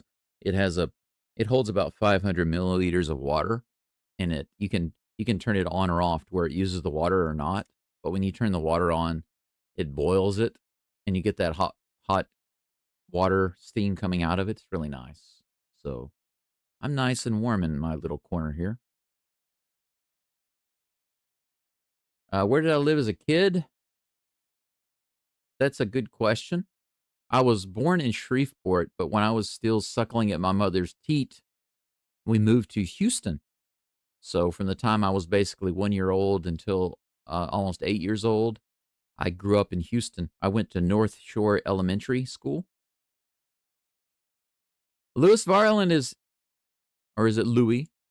Louis? King Louis Varland is in the game to face the Dodgers. Teoscar Hernandez at the plate. Ooh, inside, almost clipped him. 98 miles an hour. Ball one. This is the middle of the batting order right here. Ohtani is far away. 98 miles an hour outside. Ball two. But my first 7 years of childhood basically were in Houston. That's why I became a big Houston fan. I have a lot of fond memories. You know what? I've said this before, but I think it's important to say, because sometimes I say things that sound very negative. Now, I'm not being negative on purpose. I'm just stating the truth. But in my childhood, the best years of my childhood, hands down, were the years that I lived in Houston. Everything after that in my childhood was basically trash. It's not an exaggeration. 98 miles an hour right in there. Full count. It's not because of Louisiana, even though there are a lot of bad things that I experienced while I was in Louisiana. It's not really about the state. It was about my family. Here's the full count pitch. Way high and outside, walked him with a 99-mile-per-hour fastball. So Varland tried to buzz it by him, but he didn't put it anywhere near the zone. So Hernandez is on first base with no outs in the bottom of the ninth. And they're showing an old clip of the Braves. Chipper Jones, he looked like a kid there. Doesn't look like a kid anymore. Muncy at the plate. Muncy rips it out in right field, and that's going to be down all the way to the wall. Barger plays it really well off the wall, but the runner will get to third. That's runners on second and third with no outs. Tommy Edman comes to the plate.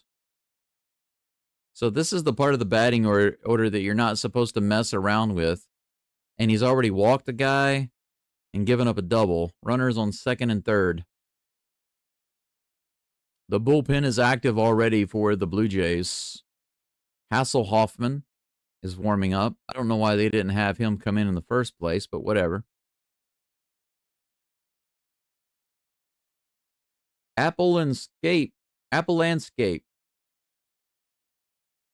That's an interesting name. Watching from Okinawa. I've been here almost 10 years. Nice to hear your casual banter. Thanks for your good show. You're welcome. I do my best to balance the live play-by-play. Little meeting on the mound. I think the umpire's about to break it up. I try to balance the play-by-play with my own opinions and commentary, plus reading your comments in the live streams. I know that eventually when my main channel gets to be really big,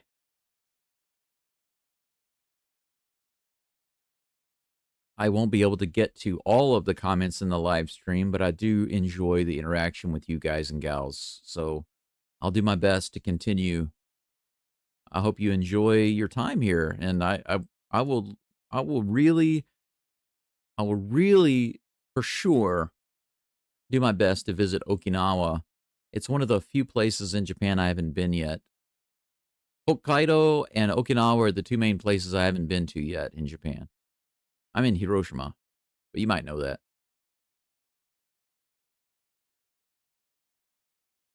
Balls in the dirt, 1-1. Varland still pitching to Tommy Edman right now.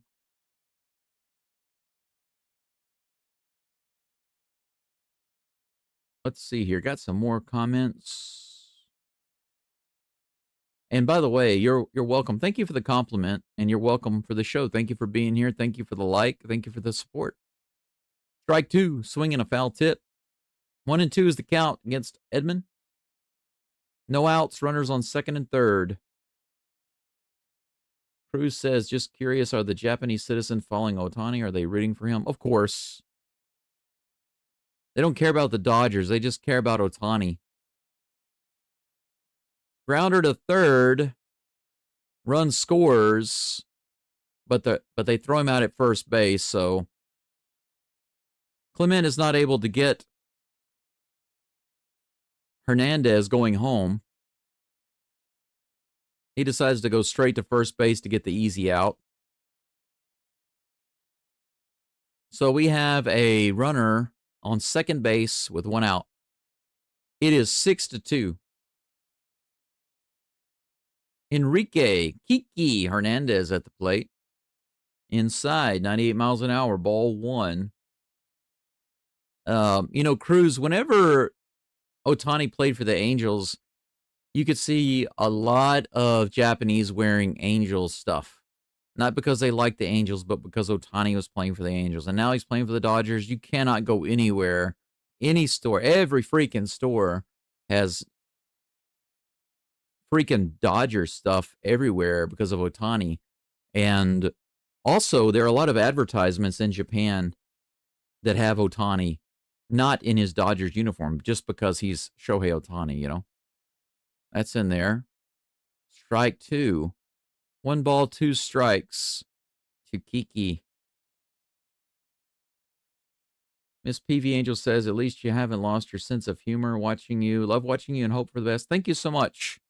If I don't have my sense of humor, I think I'll be completely lost. Low and outside.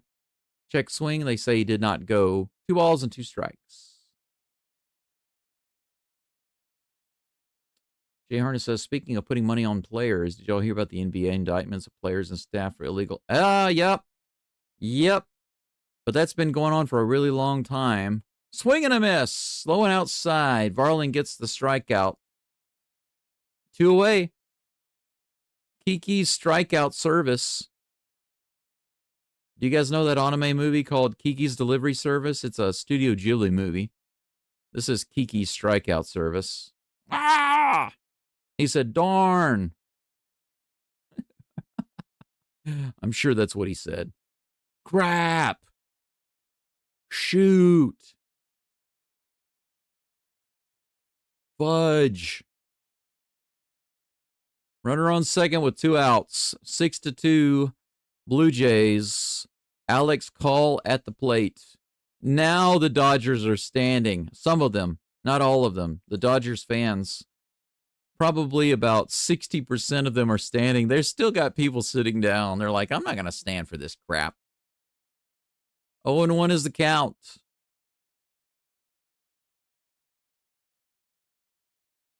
Chauncey Billups and Terry Rozier players. Yep. Love spanking the Dodgers. Me too.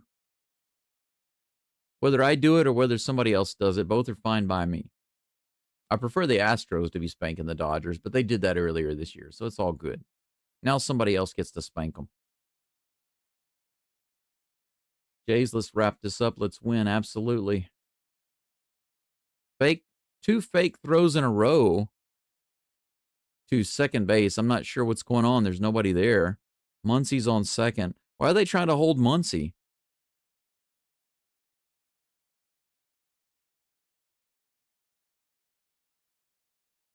Here's the next pitch.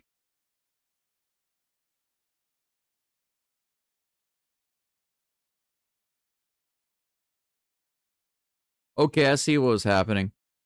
Varland deliberately balked to send to send Max Muncy over to third because they're worried about the Dodgers sending the calls to Alex Call.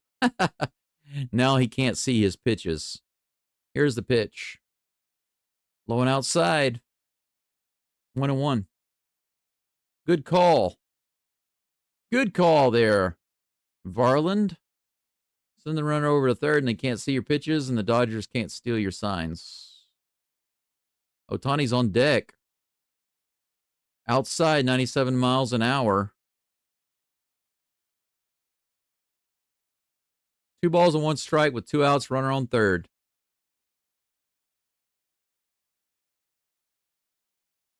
This is hit hard to left field all the way out to Mr. Straw, who makes the catch, and that's it. So Varland gets out of it. The Blue Jays win this one, guys and gals, 6-2. How about that? 11 hits for the Blue Jays, 6 for the Dodgers. The Dodgers score 1 in the second and 1 in the ninth, and that's all they get.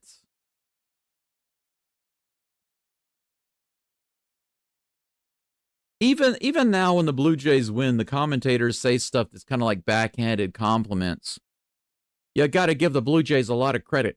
Why are you talking about them like they're underdogs or something? They're not the underdogs. This is the same way they talked about them when they played Seattle. Seattle was not the clear, obvious best team. I mean, look at the way the Blue Jays played after the All-Star break. They were gangbusters after the All-Star break. They had a couple of players that were batting like 400 and something. Springer, I think, he was batting like 444 after the All-Star break. It was nuts. Bichette was going crazy until he was out for injury. And the Blue Jays as a team overall were awesome. Why did you think that they were the underdogs? They're still talking about them like they're the underdogs.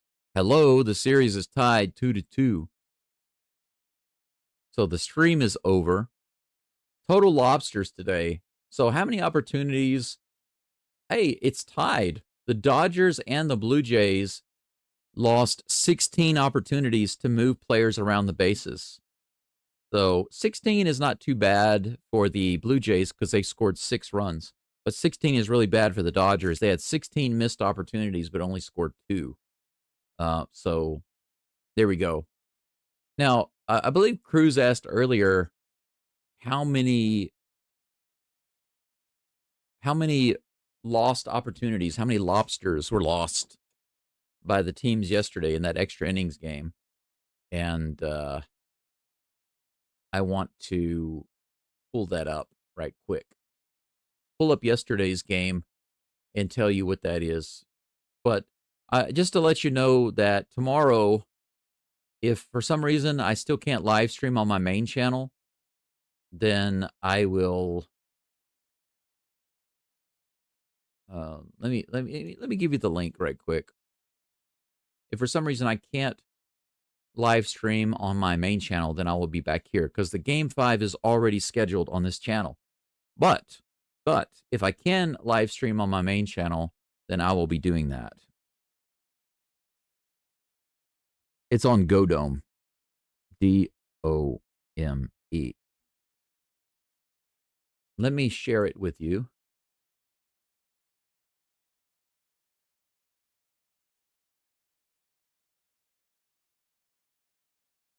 Here we go. I've been doing most of my games this season on my main sports channel, which is this link right here. This is my main sports play-by-play channel. If you guys and gals are interested, if you're not already following me at my GoDome channel, you can click on this link right here. This will take you to my main YouTube channel. I haven't been live streaming there because of the NBA game that I did last week. A week ago, I did an NBA game, and the NBA really came after me with a big hammer. They immediately claimed that the whole video was theirs. Can you believe that? And it was close to the end of the game. Close to the end of the game, right before overtime started, suddenly my video was taken down. My live stream was taken down and stopped. And the reason is because NBA, I have some clips. Well, NBA doesn't tolerate even very short clips. They claim the whole video and they give you a strike. The problem is that I couldn't even defend myself. YouTube doesn't give me any recourse to dispute that or defend it except for getting a lawyer and fighting it legally in court. There's nothing I can do. So a couple of things happened. First of all, the strike will stay on my channel for 3 months. After 3 months, if I don't have any other violations, then that strike will be removed. The second thing is you can't do any live streaming for a week. Today, it has been 1 week. So I might be able to live stream the Dodgers Blue Jays game tomorrow on my main channel. If not, there's already a link here to this channel, so you can watch it here, if not there. I'm just letting you know. So let me go back to the live chat right quick, and I want to check some comments. Greg says it's not over. It well basically was in the 9th inning. Toronto will be absolutely nuts when they come back there. That's right. They win tomorrow, and then they win game 6 in Toronto. That would be perfect. Oh, you're 2 hours from Toronto. Are you gonna be able to see a game there? That would be awesome. I wish, but Greg, I was even thinking about continuing to do the next couple of games here on this channel because the watch hours have been going through the roof. And this channel needs at least 500 subscribers to be partially monetized by YouTube, but it's not the only requirement. Another requirement is that you have to have at least 3,000 watch hours. And I think just with the World Series alone, it will put me over 1,500, if not 2,000 watch hours. If I do some of the Texans and Rockets games, then I can easily get to over 3,000. But the problem is none of that will be monetized, and I will lose revenue. I can't accept super chats here. I don't get any money for ads here. Generally, unless you subscribers or followers donate through my PayPal link or my Buy Me a Coffee link, then I actually don't make a single cent by doing the games here. I'm just doing them to keep going. So literally, what I'm doing today and what I did yesterday or a few days ago here on this channel, it's mainly for your benefit because it's not helping my other channel so much, and I'm not making any direct money on it. It's just that I did not want to take several days off and miss the opportunity to do the play-by-play for all of you. So that's why I'm here on my backup channel. Anyway, let's see here. Awesome win. Yes, it was. Yes, it was. There will be a Halloween Game 6 in Toronto. Yes, very cool. Very cool. All that talk about a Dodgers sweep. Yeah, that's right. There was never going to be a Dodgers sweep. Anybody with a half a brain knew that. Cruz says, remember, weren't the Astros down 2-1 to the Phillies in 2022? Yes, that's right. Being down 2-1 is nothing. 3-1 is a problem. Unless you're the Dodgers. If you're the Dodgers and you're down 2-1, or you're the Yankees and you're down 2-1, then it's a big problem. Looks like Jeter's about to cry. Kudos if you know who Doug is. Doug Hewson. Doug Hewson. Cruz says, hey, great stream tonight. Gonna order that pizza. Enjoy this win. Take care. You enjoy your pizza, Cruz, and stay in touch about your schedule. Looking forward to hearing from you. That's pretty much going to be it here. There's nothing else to really say other than the where's let me pull up there we go. Let me pull up the game here. I can give you guys and gals a quick result of the game recap. We take a look at the game cast here. We can look at the scoring summary right quick. In the second inning, the Dodgers scored first. Kiki Hernandez sacrificed fly to right, scoring Muncy. After that, the Bluebirds went kind of crazy for a while. In the third, Guerrero 2-run homer, 2-1. They took the lead. Several quiet innings, but in the seventh, Jimenez singled to left, scoring Varsho. France grounded out to second, scoring Clement. Bichette singled to left, scoring Jimenez. Barger singled to left, scoring Guerrero. 4 more runs. They're up 6-1. The Dodgers managed to squeak in 1 more run in the ninth when Edmund grounded out to third, and Hernandez scored. But on that grounder, Clement just went straight to first base to get the easy out, the sure thing, instead of trying to get the runner at home. And it worked out because they only gave up 1 run, and then they wound up winning the game 6-2. So there we go. Tomorrow's game, let's do a quick check-in on tomorrow's game.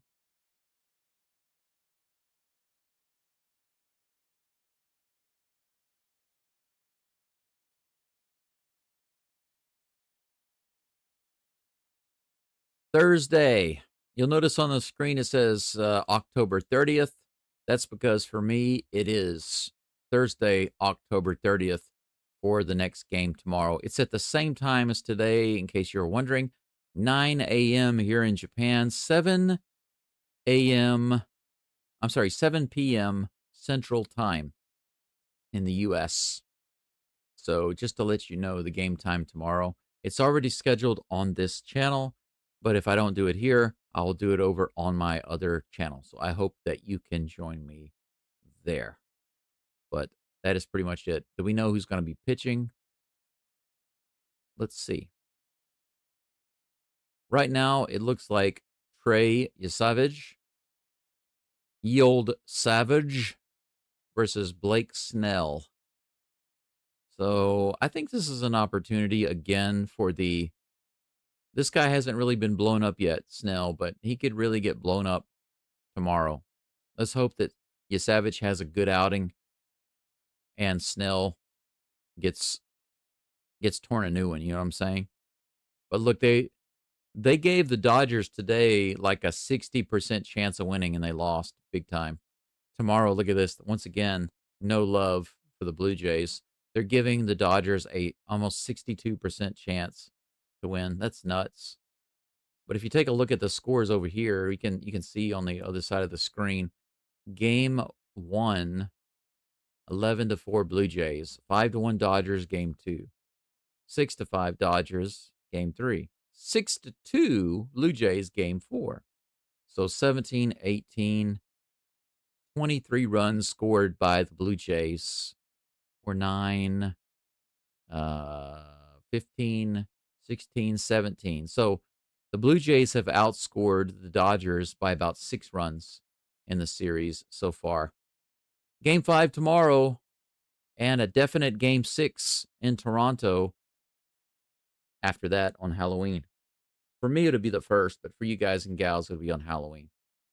On Halloween, I actually don't have a World Series game to do. But I think that I have a Rockets game, maybe? No, that's tomorrow. That's tomorrow. But we'll see. I might be able to do some of the Rockets game tomorrow and then come in late on that Game 5. We'll see. Greg says, cheers, liked, and subbed here. Well done. Thank you so much. Appreciate you being here. Thank you for the sub. Thank you for the likes. Thank you for the awesome comment. I had a really good time chatting with everybody today. Thank you for all the well wishes, positive comments, and generally good time. Sydney says, arigato. Doitashimashite. Soste, arigatou gozaimasu. Otsukaresama desu. Thank you for your hard work. Thank you for being here. And that's all for now. I'm going to get off of here and go cook some bacon and eggs, I think. And move around like a turtle as I try to do some more cleaning. And that's all. Thank you again. See you tomorrow. And goodbye for now. Let's go. Bye-bye, yo.